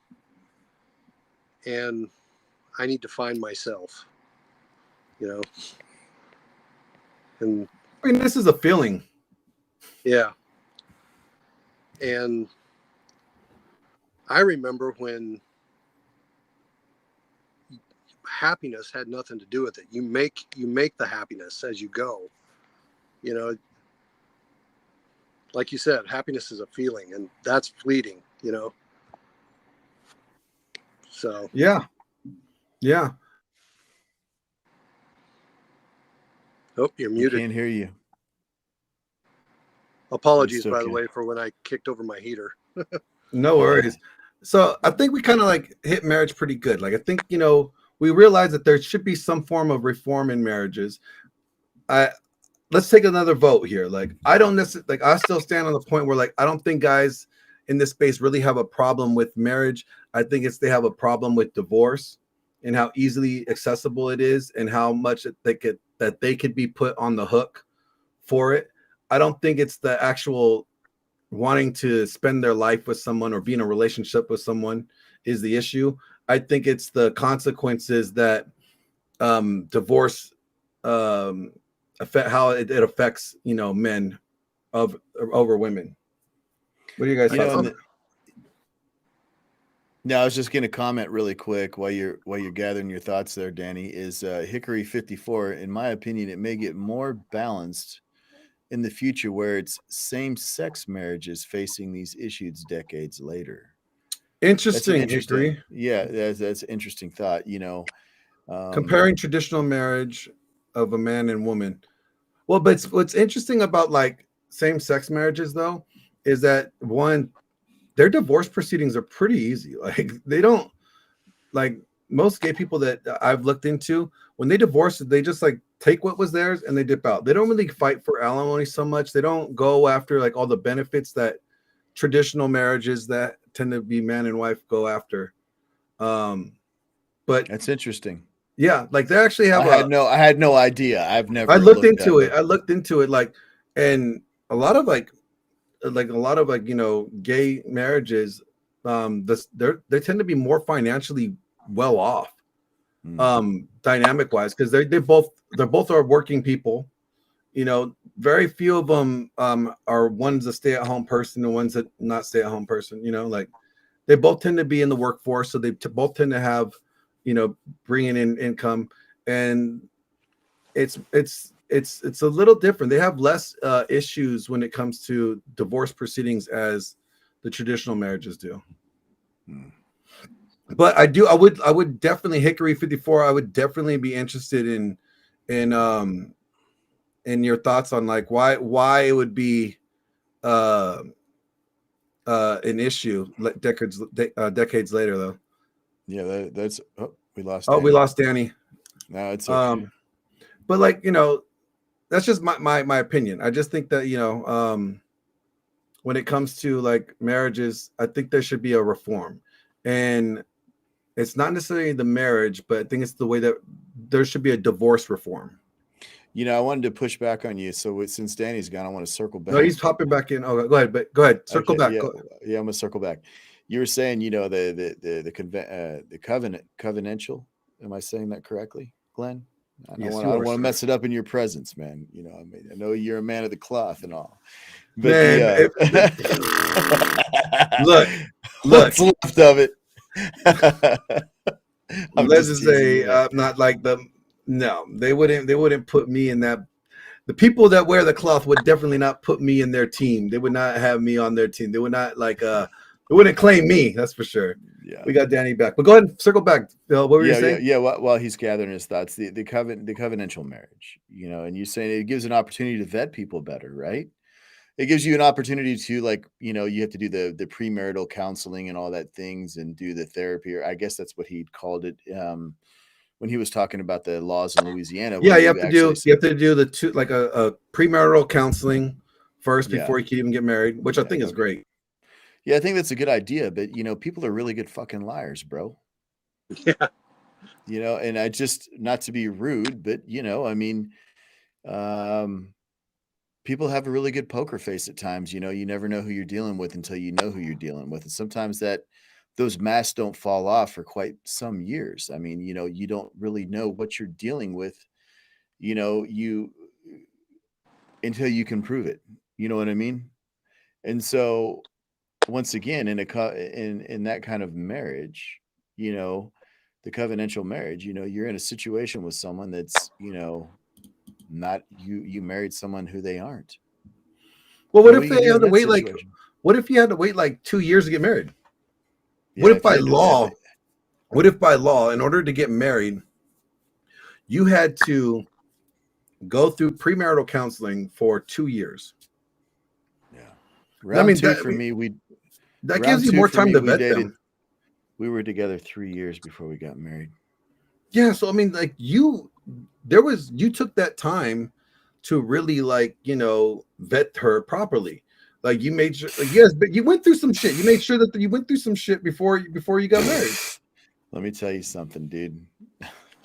No, you didn't. You didn't go through some shit. I did. We went through a lot of shit. You know what I mean? That's the thing, though. And you know, but you never know till you know. You know, that's my point on that. You know, it's in a covenantal marriage. But that's with anything, though. Like with anything, you never know until you know. You know, at least like if you have like, again, if marriage is supposed to be for life, right?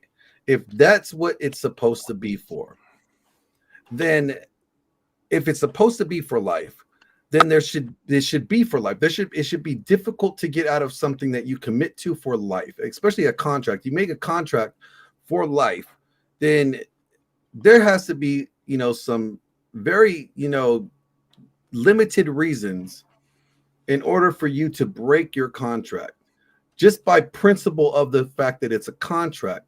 Now, a covenant and a contract are kind of the same thing. A covenant is actually a pledge that's like tends to be inside a contract, so a covenant is a form of contract.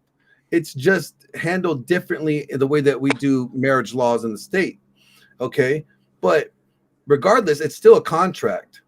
It's just making it to where it's difficult to get out of that contract than a traditional marriage is. And I think that should be okay. I think that, that should not be appropriate to just be able to dip out of a contract when you choose to, just because you want out. You're like, you know what? I want out. I think her breath stinks. She has one nipple that's like cockeyed. Her pH is off. Her pH is off, and her left nipple is always pointing to the left or the right. It's like, it's like she has cross-eyed titties. All right. And I'm tired of seeing. But look, when you married her, you knew she had cross-eyed titties before. Okay. So you had no problem with it then. So now you have a problem with her cross-eyed titties? No, you shouldn't be able to just divorce her because you just, you don't get to just renege on your part of the contract because you're tired of cross-eyed titties. Yeah, I agree with that. So, I mean, maybe not covenantal marriage, but like, maybe not covenantal marriage, but there should be a divorce reform. How about that? Divorce reform. Yeah. I think we all could agree with that. I think that is necessary. I think that the system it's an $80 billion a year industry. Divorce is. There's a lot of people lined up to suckle the teat, and it's a money making thing for the states, for everybody. I mean, it's a lot of money. So, you just need to follow the money, and you're going to see why. And so, that's why Danny's position on, it's Russian roulette. I mean, not only are you playing Russian roulette with her, you're playing Russian roulette with the state. You're playing Russian roulette with your time invested in your energy and your finances. I think that's a fair stake, Danny. I mean, that's an amazing way to put it. I mean, it is, Stiz in the chat says opportunity to take your money. Yeah. And it's more than just the money, dude. It's that loss of investment, dude. What about the time that you're never Dude, yeah, that's what I said. We've talked about this before. Like when you invest in somebody, and they just want to dip out, like, and they get to dip out after you invested in them and take your money. No, that should not happen. I also think that there should be some like criterias too, though. Like, and we'll move on after this though, but like, I think like, sex in a marriage is critical. Okay. And if, your spouse decides to not want to, be available to you, male or female, right? Like, and you go out and you have an affair, to me, that's not grounds for divorce, because you're failing to uphold your part of the deal. Like if, because not to say like they're going to be like, oh, I'm just going to go out and have an affair just because I want to. Oh, you told me no one time, I get to go out. No, it has to be a habitual thing there. It has to be like, I think there has to be like your relationship has to be deemed a sexless marriage. And you have to try to fix that issue before you could go out and just, Let me take it a step further. I'm going to sit you down and look you in the face and say, either we're going to start having some fucking sex or this is done. Yeah. Because I think lack of sex should be a divorce, criteria too. But the thing is that, you're going to go out there and operate with a lower vibration and diminish yourself by doing that. It's not right. I think that, having that open and honest, direct conversation with your spouse is an important thing. And if they aren't the one for you, then it needs to be done. Snizzy in the chat says, well, he wants to know if we all play Apex Legends. Do you play Apex Legends there, Danny Arnold? No, I don't really game much. Yeah. What about you, Len? You play Dude, Apex Legends? I haven't played a video game since like Madden. Okay. Now So, I'll hey, kill anybody on Madden. So Sniz, if you want to play some Madden, up shit, man, we'll Madden it up. But here's the thing, like like I think sex is like one of those things that like that's what makes a relationship. You can have friendships. Friendship's not a relationship. Like what separates a relationship, an intimate relationship, and a platonic relationship is sex. So if you are married to somebody, the thing that separates that marriage from being platonically friendly with somebody is the fact that you guys are fucking. So if you guys are not fucking on the regular, all right, and if you guys are not getting your sexual needs met by both of you guys, then you know what? That marriage is not a marriage. You're roommates. And if you're roommates, guess what? If you're roommates, then you can go sleep with somebody else because you have another roommate, right? Coco says tickle the pickle as often as you can. It does wonders and it keeps it fun. I agree. Keep tickling. What are you guys' thoughts on hypergamy? Because we hear this all the time. Hypergamy is a problem. All these women are hypergamous. They're just you can't trust them. They're all hypergamous. They're just gonna hypergamy. God bless hypergamy. Thank you. Hypergamy is your ally, in my opinion. I think hypergamy is every man's friend and is actually detrimental to women, but it's every man's benefit. Yeah, 100%. I mean, that's going to motivate you to want to be the best that you can be. Yeah, I was just saying, man. Just saying. I agree. I think, like, go ahead, Danny. Go ahead. I was just thinking hypergamy does two things. If you're on the winning end of that, if you're on the long end of that stick, you're the guy who is winning. You're the guy who's athletic. You got your finances in order. You're an appealing, attractive man. A well-rounded man, probably. And if you're not winning, if you're not on the winning end of hypergamy, then it's an indicator. It's a good benchmark to let you know, okay, you got to fix something. You're doing something wrong. You're doing multiple things wrong. That's a lesson I had to learn recently. Well, recently meaning within the last 3 years. Yeah. I think hypergamy is definitely an ally. Like, I think hypergamy works in men's benefit. Look, like, one, it keeps you motivated. It never lets you let your foot off the gas, as Phil Foster would say. Yeah, you got to constantly be pushing yourself. You got to constantly be leveling up. But you got to be constantly on your purpose, right? And that keeps it's a form of accountability for guys to not like become a slob.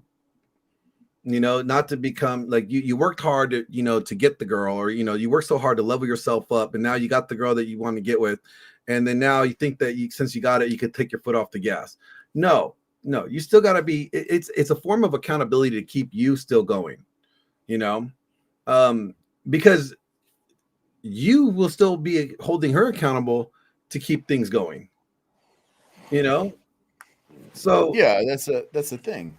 Is I think men can be hypergamous too, man. If she's letting her shit fly, that's the thing, man. I don't know if it's necessarily men that are hypergamous.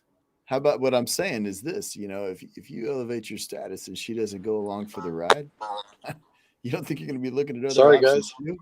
No worries, Danny.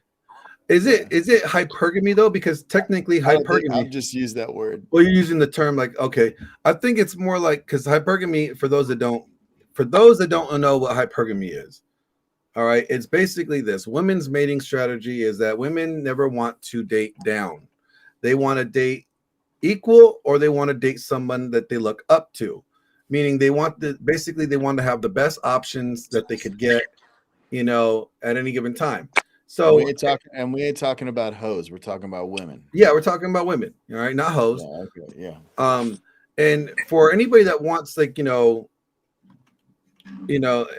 for any woman that wants to maintain and keep a man, they know that they have to be doing things in order to keep his attention, because attention is the gold and grow world.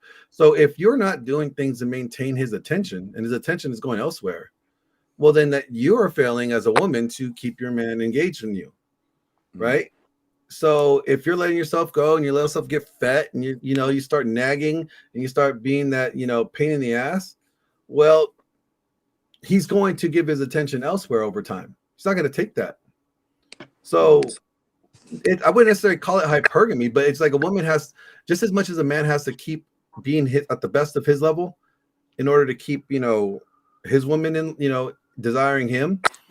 A woman has to do the same, but it's not hypergamy because men always date down, right? You see all these rich guys, these NFL players, they will get with like the hairdresser at Fantastic Sam's or Supercuts, right? So if they were doing hypergamy, men had hypergamy, then they would want a woman that's equal to them. You know what I'm saying? So I think hypergamy is an ally. I think it's guys' benefit. I don't think it's a problem. It's only a problem for guys that don't measure up. And I think guys need to stop worrying about hypergamy so much. Final thoughts on hypergamy, you guys, because I'm going to blow through the rest of these real quick. Yeah, I just think it's vital. I have no problem with it at all. If she's showing her interest somewhere, yeah, exactly. Be in the 1%. You don't even have to. There's no such thing. All right, and moving on. What do you guys think about body count?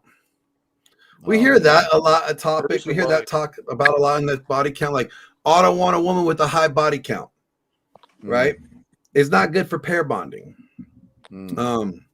which is true. Like the science proves it. The science, says it's true. There's enough studies on it that say that yeah, those studies are actually scientifically proven and backed. Yeah. So there's proof that there's proof that body count, a woman with a high body count tends to have a harder time pair bonding. Well, what is pair bonding? Well, pair bonding is basically maintaining a healthy relationship. Being a decent human being. Yeah, like not finding an easy out in a relationship. Like you're not going to being able to pair bond properly means like you will get married and you'll stay committed to your marriage. And you're not going to want to divorce as quickly. You're not going to be easily out of the marriage and wanting to jump on Chad's dick. Basically. Here's my thing about body count. You will never truly know the number at the end of the day of how many people this girl's been with, unless you got with a porn star and you've been able to watch all her films or whatever. But in all actuality, like there's no way for you to definitively know how many people she slept with unless she tells you or unless you ask and she tells you. But even if she tells you a number, the rules, guys, right? You multiply it by 10, divide by 2, and then add 5, right? That's the number. That's the real number. Because you can't expect anybody to be honest with you with that type of thing, because women know that guys want women that are not that promiscuous. So do you really think they're going to be honest with you with their number? Yeah. So the number is irrelevant. I think what is relevant is the way that they behave. How do they interact in the relationship? Are they dressing promiscuously? Are they doing promiscuous things on social media? Do they entertain? Do they have a whole lot of orbiters? Are they attention seeking? Are they being extremely secretive? Are they like those things? Those are all things that you think you should be aware of in the dating aspect to determine whether or not a person is worthy of, like dressing like a hoe to go out of town like that. For work. Dressing like a hoe to go to Safeway. Yeah. I mean, unless you met her at a strip club and she's a stripper and you can't be mad at the way she dresses if she goes to work. I think that the body count thing does matter. I think that, and based on her actions long term, like how she behaves in the relationship, how easy is she to reason with? How easy is she to fucking work things out with and get through things? Because here's the deal. You're either going to war in your home or you're going to war against the world. You're going to waste your time and your whole life fighting with a woman over some bullshit because her oxytocin receptors are friggin' fried out of her fucking skull? No. How agreeable is she to follow your lead? Or is she always going to be comparing you to somebody else? So I think it does matter. Well, it does matter, but like, are you ever going to truly know the number? Nah, dude. Like you're not going to be able to know the number, Dude, they're so full of shit, dude. It's the thing is it's the thing is with me is, you know, you have an expectation that you have for a woman that you want to entertain and eventually commit to and marry. You know what I mean? You know, Yeah. and those hard conversations need to be had up front when the relationship's light and easy. If it's not light and easy, then you know it's all fucked up, and that's when bullshit and deception and lies and everything else come into play. You know, but then the problem with that situation is this: how does she behave in the relationship? That's what's the most important thing, right? Yeah, how is she? It's not necessarily about being a hoe and dressing like a hoe and social media and all that stuff. How does she behave in the relationship? Is she damaged? What kind of hell is she putting you through? Are you doing everything you can as a man to lead your tribe and your family, and that individual is not doing their part? Are they holding you accountable for their fucking poor choices and actions in their past? You know, that's what you really got to look at, you know, and that's the thing is, you know, that's why it does matter. You know, and scientifically proven it does matter. You know, the thing is that girls girls tend to, you know, when their fathers are shitbags or tend to be less of a leader and mom is more of a leader in the home, these girls tend to have more problems with this situation because they were never taught right. You know, their Mhm. dads weren't really present, you know what I mean? And so rightly so, it's not their fault, but it is their fault because they choose to open their legs. You know what I'm saying? And they choose to behave in that fashion. You know, so you know, unfortunately, notch count for girls is a bad ending for them. And I think that you see what you see in the divorce courts now because of a lot of the choices that were made in their past. But here's my question. Again, like you can never truly know what their number is. No, you You can won't. only base that off of how, you know, they are. I think you judge that based off. I mean, now I understand the importance of wanting to know whether or not the woman that you're with is promiscuous or not. Because if a woman is very sexual and very promiscuous, and if she dresses very, promiscuously and very revealing, then she's obviously telegraphing to people she likes to be looked at as sexy. She likes the attention. She wants Oh other shit. people to. She wants other people to desire her, Yeah. right? And I think that's an indicator of her not being committed to you. That means if your woman is dressing promiscuously, to me, that's her sign of telling her she's indicating to you that she has one foot in and one foot out. That Yeah. she's allowing herself to be still considered on the market, and she's on the market and off the market whenever she sees fit.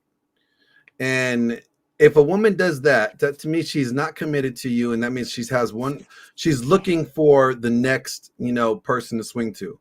I think, yeah. you're gonna tell more on behavior. And I understand the importance of, the body count because or knowing whether a woman is promiscuous or not, is because you want to know whether or not, at the end of the day, there's only one reason. It's only one reason. It's paternity. Okay, Yeah. guys only care about women's body count because they want to know how promiscuous they are. And if a woman is has been extremely promiscuous in her past, then she's more likely than not going to cheat and get pregnant, or possibly could get pregnant and try to put off the kid as yours. Okay, and so at the end of the day, the only reason why body count matters is because guys don't want a promiscuous woman, and they don't want a woman that, is going to risk, they feel it's going to be a risk, and whether or not knowing that the paternity of the child that she ends up being pregnant with is his or not. It's that deep bench, dude. That's the only It's the thing. That's the deep only reason. Yeah, the deep bench. You know, I want to comment on the chat here. It says right here, Coco. She says, I don't see the importance of in lying about it. If asked by either party, they should just be honest. She further says either party, men or women, might have a standard. There it is. You nailed it, Coco. A standard, girl. If you have standards, this is what you'll accept in your life, right, my girl? Of how much they want their current partner to have or been passed around in the past, even for health reasons. Coco, well said, well done. She hit it right there. It's the standard, my friend. But see, the problem is, That's no, but you can't expect anybody to be honest enough if they really want to be with you. If they don't they're want to gonna lie. lose, they're gonna lie. So They're whatever gonna they fucking say, lie, dude. whatever they tell you, you cannot take for certain. You have to just watch the way they behave. It's all behavior. Okay, so what happens when the behavior is shit, and then that comes out? What do? Peace. You just walk away. Like, I mean, that's The why I only think, thing- that's why I think, like, vetting and the courting part of the relationship, people need to stop running into it so quickly. I think that you should at least minimum be boyfriend and girlfriend for a minimum of 2 years. Amen to that. Make it 3. Let's go for 3. Yeah, I mean, minimum of 2 to 3 years. Oh, we got Danny back in the building. Hold on. I agree with you. That should be a minimum of guys. 2 to 3 years. Danny, how long do you think? What do you think about body count before we move on? Yeah, she, further in Coco, she put another thing in the chat. Let me read this too real quick. Okay. So this is true, but they may not know that you have a standard. And see, that's right, Coco. They may not know, but see, if you're a guy of status, or if you're a girl that's got your shit together, which I know you do, you're going to lay those standards out. Yeah. That's the thing, right? So, and then she further says, Glenn, that when that just comes up, it could just be out of curiosity. They may not think it's because you're trying to gauge if they have hoe tendencies. I love you, girl, man. Dude, I don't know. I don't think. I think every guy that. I think every guy asks a girl. I think time a guy asks a girl, "What's her body count?" Especially nowadays, I think the woman automatically knows, like, he's gauging whether he's judging me on my sexual past. And if I have a high body count, then he probably is not going to want to see, commit to me in a relationship. What are your thoughts, Danny? What's your thoughts on body count? Well, a couple of thoughts. I'll try to keep it brief. Go ahead. Go ahead. I was saying hi to Phil's daughter. Oh, okay. But go ahead. I think there's probably a couple things. I mean, more than the number would be how scrambled is her brain. Some, a body count is what it is. So, I mean, if she's got a high body count, but you're her hypergamous best, she's probably to be loyal, I agree with that. Like, if you are that's another thing, that's another factor to consider, right? If you are, because the higher the number of girls' body count is, the higher the odds that she's been alpha widowed by somebody, right?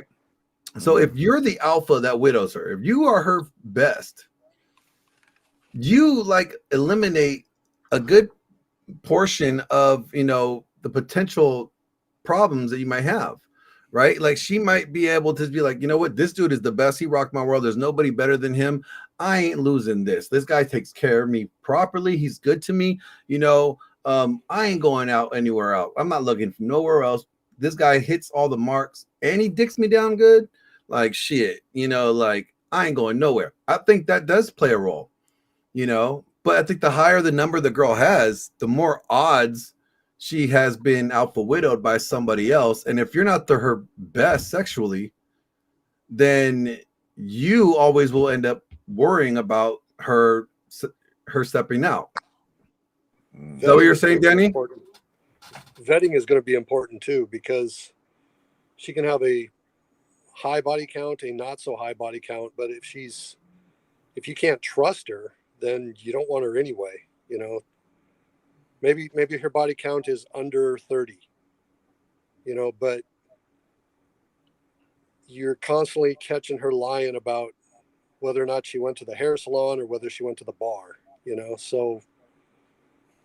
That's a fucking valid point, dude. If you can't trust them. Well, I think that goes to behavior, right? The way that they move. That's something that you vet their character better. I think, you could use a body count as a tool, as a metric, to be like, oh, this person has a high body count. But if you add that with their promiscuous behavior, maybe their dishonesty, then you could say, okay, you know what? This one is too much of a risk for me, But I think at the end of the day, the only issue that guys have with the body count, or knowing the body count, is knowing that, she has had so many sexual partners, and not knowing whether or not you're her best or not, leaves the door open for her to crave, that experience she had with Phil Foster. And she ends up knocking on Phil Foster's door one day while you're at work, and he dicks her down, and she gets pregnant, and now she's going to come off and try to play off the child as yours. You want to read that quote? You want to read that quote from Coco when you get a chance? Yeah, I'll do that. She's going to squirt out a PJ, a Phil Jr. Oh, don't watch out for the little PJs. You'll know if you caught a PJ. He'll be bald headed. All right. He's gonna come out with a beard, bald headed beard, and he's gonna be alpha as shit. He's gonna be walking around just like throwing his dick around. Yeah, Coco came in the chat. She says, "True, but Ty." That's right, baby. Coco came in the chat, and she said that true, but times have changed because I'm older. Laughing out loud. So when I was growing up, girls that had higher body counts, guys desired more. I didn't even have a body count at the age of 19. They saw me as a prude. Well, see, there's a difference, right? I think there's a difference. Like guys, and here's the other thing: guys, they act like they hate hoes, right? Guys don't hate hoes. Guys love hoes. Yeah, I love hoes. Guys will fuck hoes, no problem. If a hot hoe came up to you and said, "Hey, would you give me some dick?" There's not a guy in the world, probably except Jesus, that would probably be like, "Hell no!" If they were single and they weren't in a relationship. If you're a single guy, you're not going to turn down pussy if that's what you're looking for, especially if she's an attractive woman. You're not going to do that. But here's the problem with hoes: guys don't want to marry hoes. There's the difference. Guys don't want to commit into a relationship with a hoe. Hoes are hoes. They have their own category. Okay, they are a fun thing that you utilize that when you're single and you're just trying to get some experience. Yeah, you don't want to commit to a hoe. You don't want to get in a relationship with a hoe. But guys love hoes. I mean, let's just case in point. Let's just be honest about this. Like, fellas, do we all agree? Guys love hoes. Hey, I love a hoe. But would you marry one? No. Danny, would you marry a hoe? No. So the thing is I think that I already stepped in that. I think hoes are necessary. Hoes are necessary. No. I mean, okay, here's the thing, because here's the body count topic again. You and I have talked about this, Phil. We tell guys like, to get experience, to get some notches, right? And we tell women to, be preserve their chastity, like preserve their, what is it? Their, just don't be sexual, don't be a hoe, don't have a body count. Everybody says they want a girl that's a virgin. I don't think everybody wants a girl that's a virgin. That's a whole lot of teaching and education that you have to give them. I don't think any guy wants a virgin, but I think every guy wants to have a woman that doesn't have a high body count, right? So, but we tell guys to go out there and gain experience. Well, who are we and then we tell women that they have to have a low body count. Are we not, giving them an oxymoron? Yeah, we're actually, isn't that being hypocritical to a degree? 100%. And you and I have talked about that. I think that's I think it's skewed. That's why I push back on the spinning plates thing. Well, see, this is where I think the hoes fit in. Yeah, I mean, yeah. You go get the body count and experience with the hoes, right? But then, the good girls, you don't, here, Coco has a question. But I think like, the good girls, they stay intact. They keep their body count low, but the hoes, that's where the guys go to get their body count. Like, I mean, I don't know. I mean, is that what we're trying to say here? Because that's the only way I can see it logically, done. Where we're saying, dude, I think it's like, hey, gents, get out there and get some experience, but don't fall in love with them. It's time to meet your girl, and you vet her properly. She's a good girl, and she's going to do the right things for you, and she's going to support your mission and be a part of your tribe and do the things that is necessary to be in your presence. Then that's the girl for you, long term. Unfortunately, as guys, they get their dick wet, and then it's like, oh, I'm in love, and they start simping, and then it's over. You know what I mean? And they find themselves in a situation that they've been gamed by an artful, skilled liar. And let's face it, women lie and men lie too. It goes both directions. I mean, there's some dirtbag men out there, man, that lie and do mischievous, miscreant behavior. Coco asked in the chat, she says, okay, then here's a question. If guys had love hoes, if his woman was a hoe for him, would he find her more desirable than the average man? 100%. Absolutely. Every guy wants his wife to be his hoe. Yeah. But he doesn't want her to be a previous hoe. Like, does that make sense? He doesn't want her to be a hoe in a former life. Like he wants her to be his hoe, to do the thing, to be his sexual freak. Now, that may come with like experience. So that's another thing that we consider about. Well, how does she learn how to do this shit? How does she learn to suck your dick from behind? Like, how does she learn how to lick your taint so good, right? Like, how does she learn that? Well, she obviously had practice somewhere. So either basically guys want a girl that's going to be at least open to exploring sexually with them and be willing to teach them. Guys don't want a prude. Guys don't want a woman that just wants missionary starfish sex. He wants a woman that's going to be a little sexual adventurous. Well, maybe guys, you have to find a girl and teach her those things. Or, maybe you have to be okay with the fact that, she's learned that from somebody else, experiencing with somebody else. But at the end of the day, a guy doesn't want a woman that has been ran through. Like, why do you think, porn stars have such a hard time with relationships after they get out of the business? Is because every guy has seen, what oh man, there's no what way, what they've been through, right? Like every guy's already seen that. Oh yeah, I've seen like you get blown out by 30 guys in a train. Well, no, I don't want to marry you. Oh, But that you know just what? gives me like the chills, dude. But you know what? You were fun to fuck. You were fun to fuck, but I'm not marrying that. Like your value is low when it comes to marriage material. So I think there's like value. Yeah, there's two types of women, right? There's marriage material and there's fun things, right? And guys need to not try to wife up the fun things or try to convert the fun things into marriage material. There it is. But at the same time, I think overall, like ladies, I think as regardless as much as the guy's gonna try to get you to sleep with them, okay, I think women need to have a higher standard. Okay. There's yes, consequences. There is fucking consequences to those choices. I'm not saying that women need to not have experiences. Okay. I'm not saying that, but until you get married, you might want to keep some of those in the kitty. You know what I mean? Keep some of those in the bank. Don't cash those checks. That's right. Save that for your man. No one's saying it. Let's all be realists here. People have premarital sex. That's one thing. It's experience after experience after experience. Hot girl summer. We got a challenge on the table, ladies. We're going to take one down a week for the month of July, and we're going to double down or double or nothing in August before we go back to college in September. You see what I'm saying?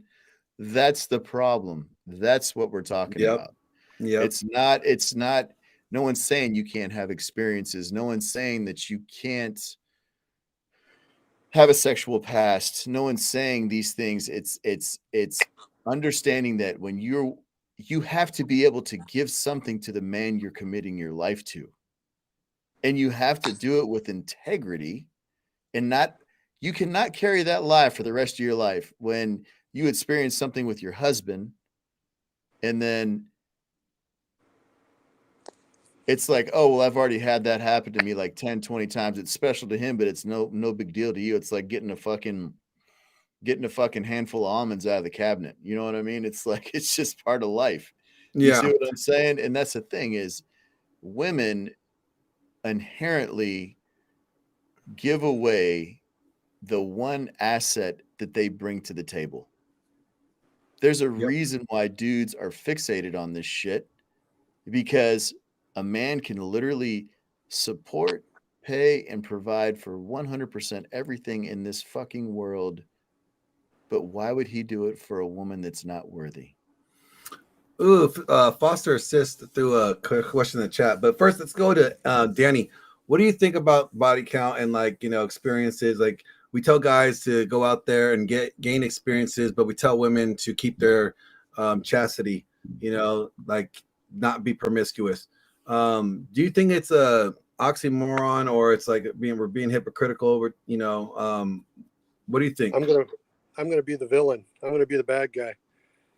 I think that it's okay for men to rack up as high a body count as they possibly can before age 35.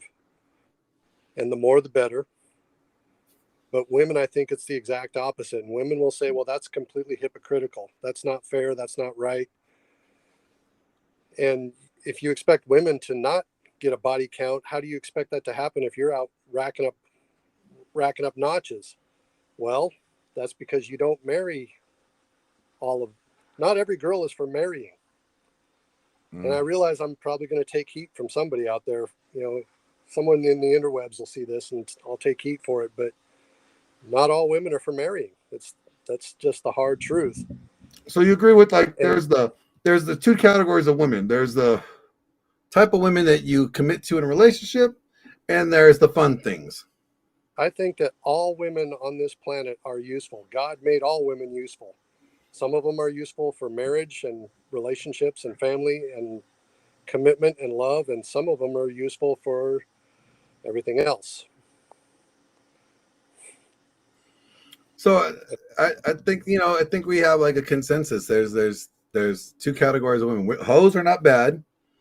For one, we agree. We all agree that hoes have a purpose. And the whole thing about like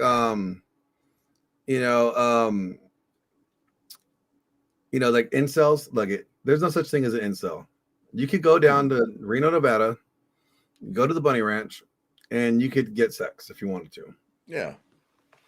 There's no such thing as an incel. Incels are people that choose to be that way. They choose to. But okay. Foster Assist says, what many experiences should a woman have? I know men should have as many as they desire. Okay. I don't know how to cipher that. I don't know if she's got a typo. I think she meant to say like, how many experiences should a woman have? How many sexual experiences should a woman have? I think that's, subjective, really subjective. I think that's depends on the guy, how many he finds to be too much or just enough, and within his comfort zone, what his standard is. What? His comfort zone. His standard? Yeah. Yeah.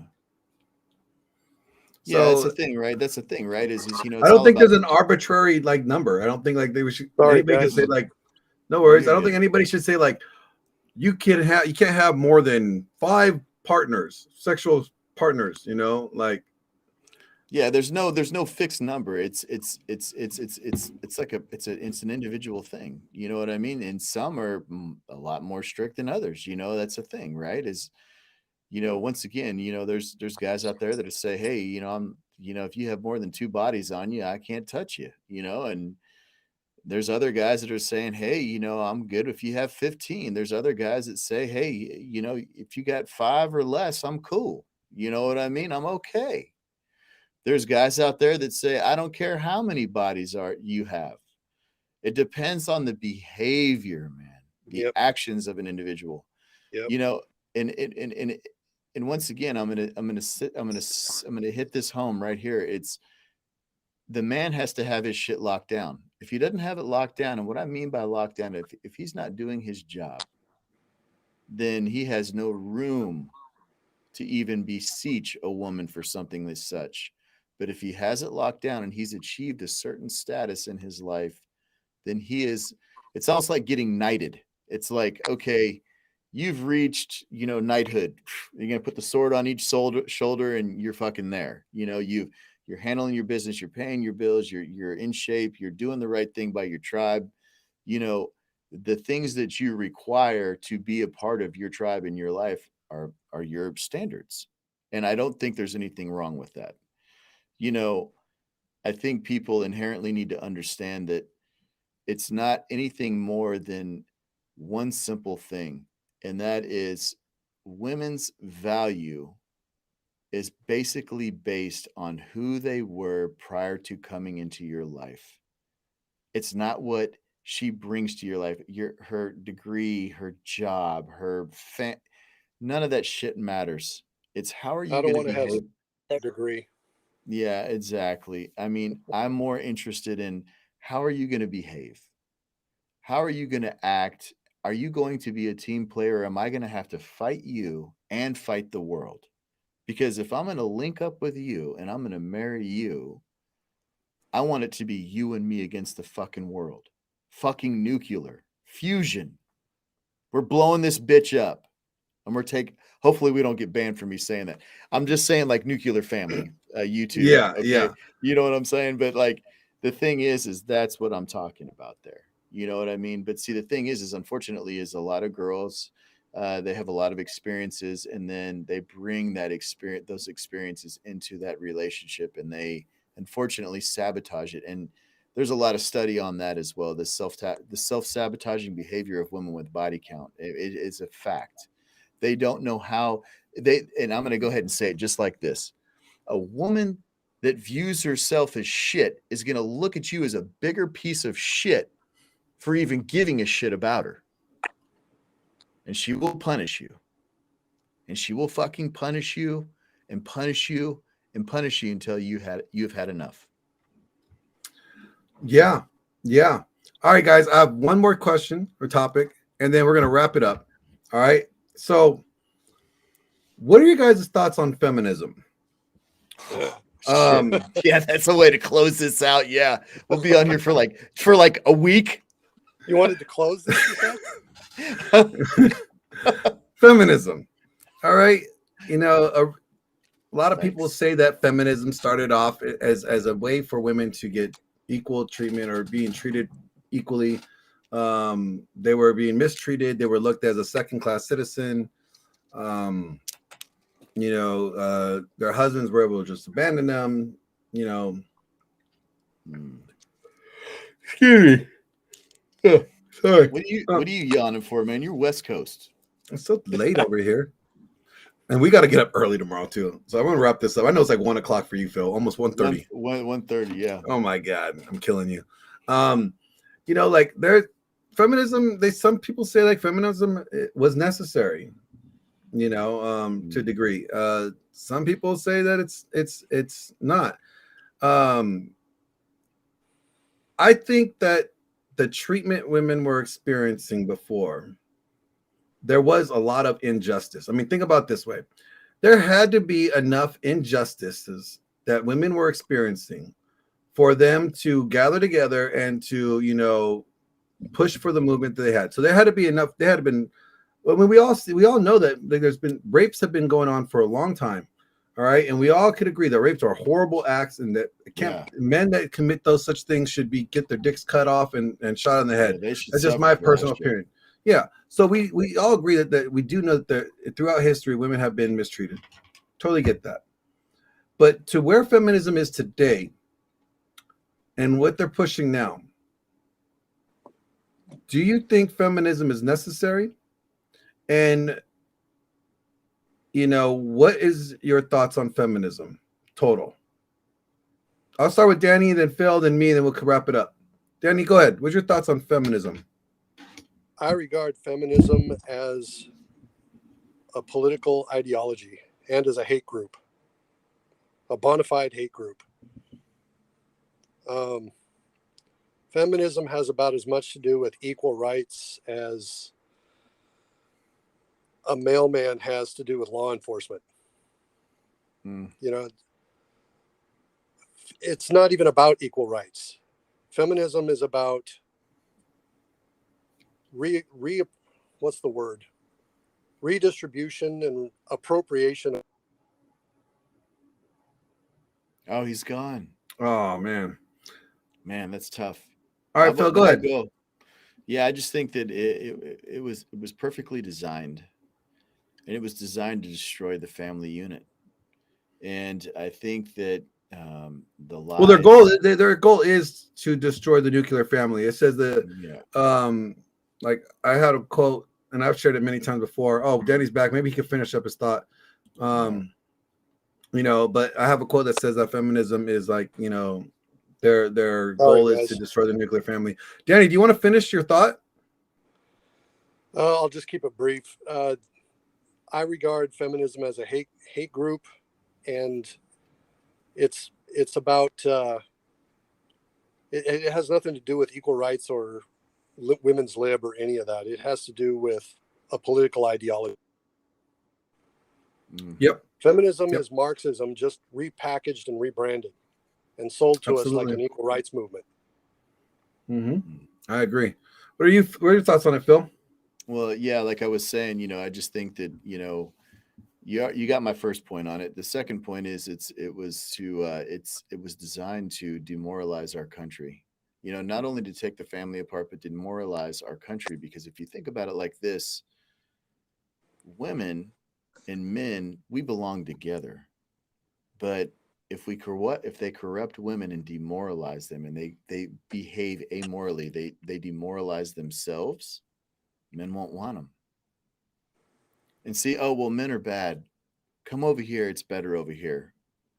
We want you in the workforce. We want you to not have children. We want, you know, it's you to do whatever you want to do. And so I think that it was designed perfectly, and it's doing exactly what it was designed to do, unfortunately. I think that most of TV programming, especially daytime TV programming, like I go to my mother-in-law's house occasionally, and you see, the 9 o'clock, the 10 o'clock, and 11 o'clock shows on all public access channels. They're inherently women, and they are all inherently feminist. And it's a really sad thing to see, because these young girls that are in these homes that are being raised by mothers that are consuming this content are also consuming this content from a very young age. And so, unfortunately, the hate speech that men suffer because of the actions of a few men are continuing to perpetrate and perpetuate this problem to a bigger thing. I think feminism is one of the biggest lies ever given to the American Western woman, period. And it's amazing when you go to countries, and this is why the whole passport bro thing is so big, because you go to countries where feminism hasn't taken hold, and these girls are wholesome, they're healthy, and they're doting on the men that they're meeting. Whereas feministic programmed women think that they have their lives under control, they can do it better than a man. And unfortunately, their lives are fucking dumpster fires. And that's what I got on feminism, man. Danny got his passport out. Yeah, he's got that. He's like, he's like, I'm ready to go. My thoughts on feminism. I think, like with any good movement or any movement, it gets perverted over time. Yeah, because it goes unchecked. I think we all could agree that women were treated unfairly in many regards. Now, do I think that women should have rights to vote and stuff like that? Do I think they should have done all that stuff? No, not my personally. No, I think, and I'll tell you why. Here's why. Because as a man, when you turn 18, you have to sign up for the selective service. That means you have to go out. If we go into war and we have to do a draft, and you get drafted, you're going to go out there and fight for your country's freedom. Your life is going to be, you could die out there. You have to be willing to sacrifice your life to go fight for your country as a man. And I think for that reason alone, that's why men should have rights to vote and women shouldn't, because women don't have to do that. Now, I'm not saying we should repeal the 19th and we should go back and take it away from them. I don't think that's possible, and I don't think it's we should. Once you already let the milk out of the bottle or whatever, once it's already out there, once you let the cat out of the bag, it's already gone. You can't put the cat back in the bag. All right, the cat's already gone. It's running around. It's doing its thing. But feminism today, I just think feminism is, as Danny said, it stems from Marxism. And Marxism is really about destroying. If you're a Marxist, then your goal is to destroy the way that we do things in America. Okay, you're about the destruction of capitalism. You're about the destruction of the nuclear family.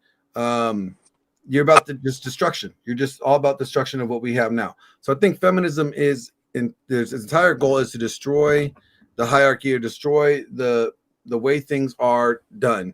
I think feminism is also warned to us in the Bible when it says in Genesis 3:16 that your desire for your desire to control your husband, but he will rule over you.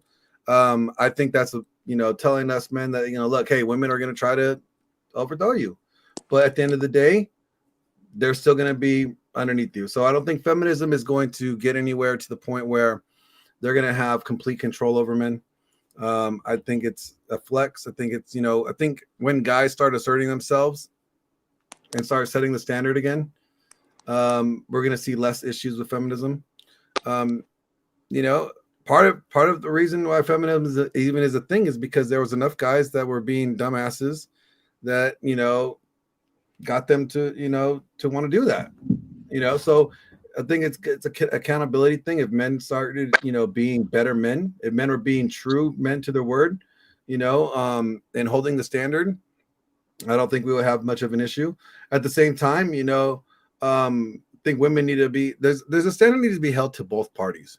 And I think both men and women have to be uphold the standard and expectation that they when they're getting into a relationship or anything with somebody, there's a standard and expectation that you have and you have to meet. And if you don't meet that standard, there's consequences for it. And the consequences for it, are not going to be dismissed. They should not be, pushed away. I think the way that we have feminism now, the way that we definitely see feminism behaving now, is very detrimental to our society. It's obviously destroying our youth. It's not good in the long run for our society and for our species as men and women. I don't think it's beneficial in the long run. I do think that at one point, maybe there was hope that it was just to get women to be treated fairly and not be taken advantage of and not raped and not being mistreated by their spouses. I think at one point there was a reason for that, and obviously we could see in history that there was a reason for some form of accountability check to men for that men that to the men that treated women that way. There was something that needed to be put in place to hold men accountable for doing those things. But I don't think it should have been feminism, and I don't think that feminism is doing what feminism is doing today is making women not feminine. It's masculinized. It's making women masculized, and it's making men feminine, and that is not the way God designed everybody to be. Women are supposed to be feminine, men are supposed to be masculine. And when you're playing reverse roles and you're switching things up, it may work for a little bit, but it's going to tear down quicker. It's going to have more problems in the long run, and it's not beneficial. I think when something is created and something is designed a specific way to operate a specific way, it may work operating outside of its function, but that doesn't mean it's going to be the best for the long run. And I think feminism is literally trying to make things operate, the genders operate in ways that they're not supposed to operate in and play roles that they're not supposed to play. And in doing so, it may work for the short time, but I think in the long run, it's going to be very problematic and detrimental to the way people interact, to our species in general. Just not going to work. But I think feminism comes from probably a really good place, or not a really good place, but I would say feminism definitely probably comes from a place where there was a level of injustice and mistreatment. And from that mistreatment and injustice, that's where it grew legs and rose from. So I think it maybe had some good reasons in the beginning, but I could say something there. Yeah. I think if you go back to some of our earlier decades in the 20th century, you did have men who were, bosses who were telling their secretaries, hey, sleep with me or you're fired. And then she wanted to keep her job, so she slept, and then he fires her anyway, or sleep with me or I'll tell your husband you slept with me, or whatever the scenario. And so I can see where women needed protected once upon a time. We needed to pass some laws and we needed to tighten things up. Nobody put any checks and balances in place back then. Nobody thought they would ever need to. Exactly. And now we have phase 3 and phase 4 feminism. And oh, he's gone. While he's coming back, let me go ahead and read the chat real quick. Coco says feminists took the inch that was given to them to protect them, and they ran a mile with it, and now it's spiraling out of control, destroying everything in its path. Foster Assist came back and said, I think women being given the right to vote started the decline of the family. That's a good point. And then came women in the workforce, in the workplace, excuse me. And then the snowball started down the mountain. It's interesting when you take, those are two girls that commented on that. Oh, you're good. You're good. It's interesting when you take the take of two women like that are saying that, so you were saying third and fourth wave feminism before you disappeared on us. Continue. I regard those as domestic hate groups. Honestly, it's they have no desire to have equal rights. They have a desire to squash men and opportunity. That's a superiority thing. They want to rule, just like the Bible verse says. And they're egged on by their political handlers. Just if it was any other group, we would acknowledge that they are a domestic hate group. But because it's women, it's just equal rights. It's just feminism. Yeah. Well, the suffragettes were terrorists too. I mean, they set churches on fire. They carried these pins in their hair that they would stab people with. They had cocktails inside the post office. Yeah, they were a terrorist group. So I agree with you.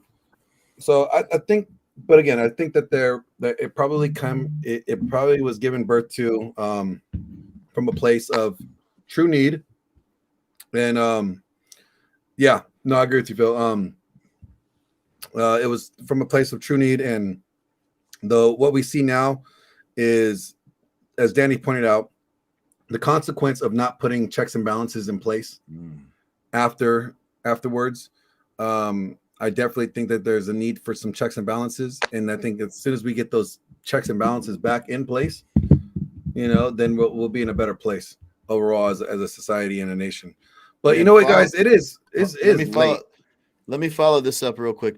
Foster Assist said emotional thinkers should not rule anything, and that's coming from a woman. And that includes the men too, though, because there's a lot of men that emotion. Oh man, we know that's true. But I just wanted to throw that last comment out there, Glenn. Oh, absolutely. But you guys, we've been on this for almost 3 hours.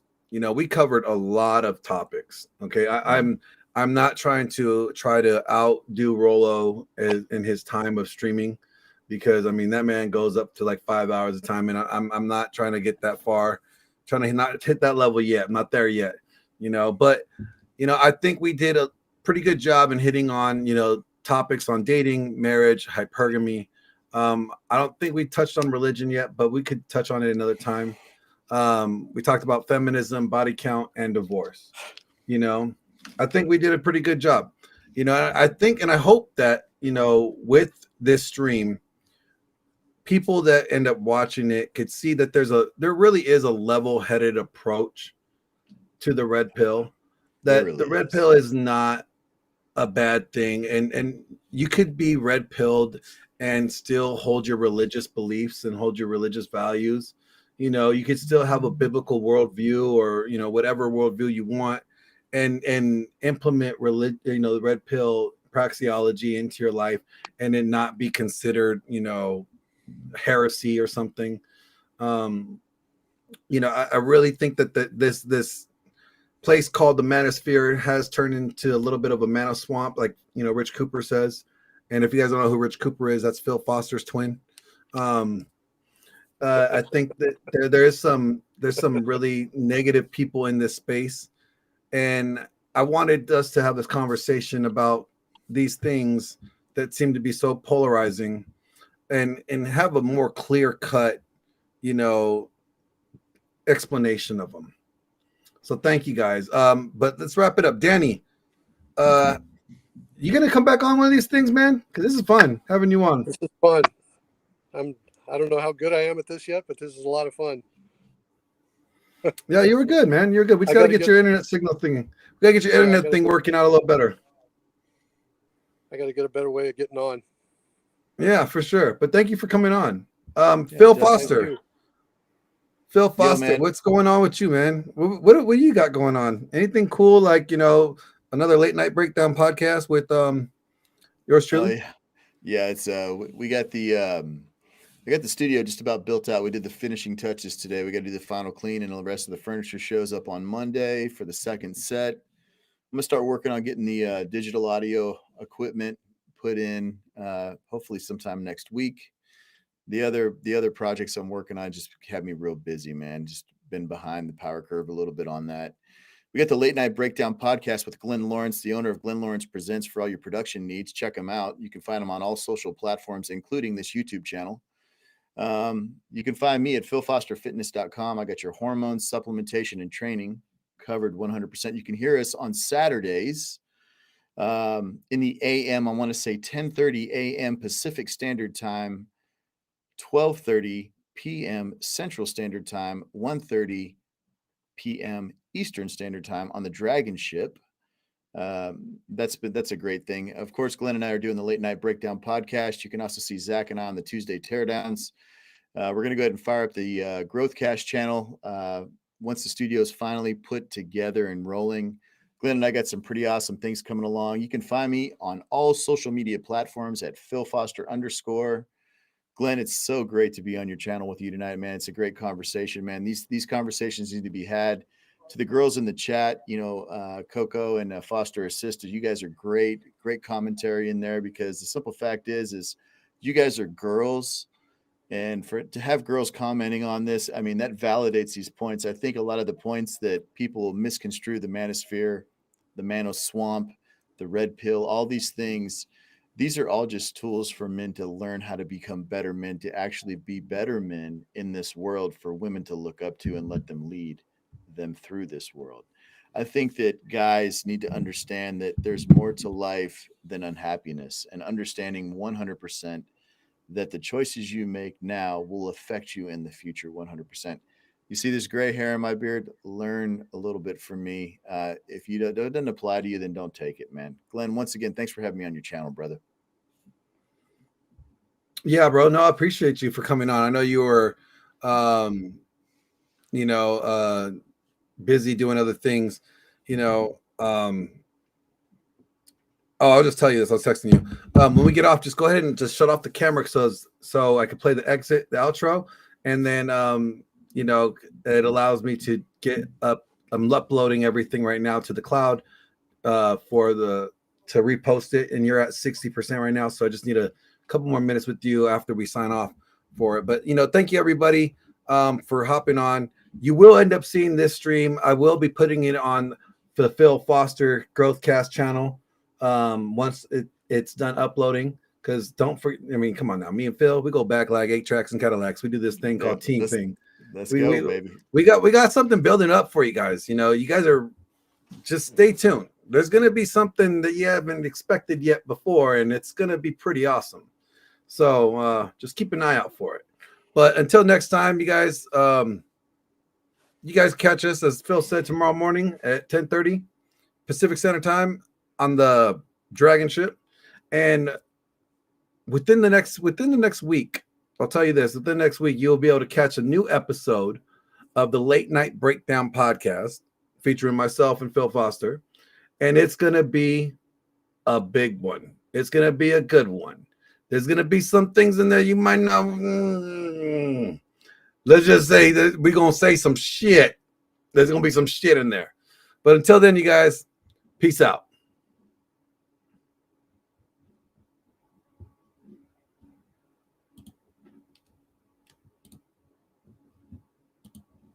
Editing me. Glenn Lawrence is the man, the master, the magician behind the camera.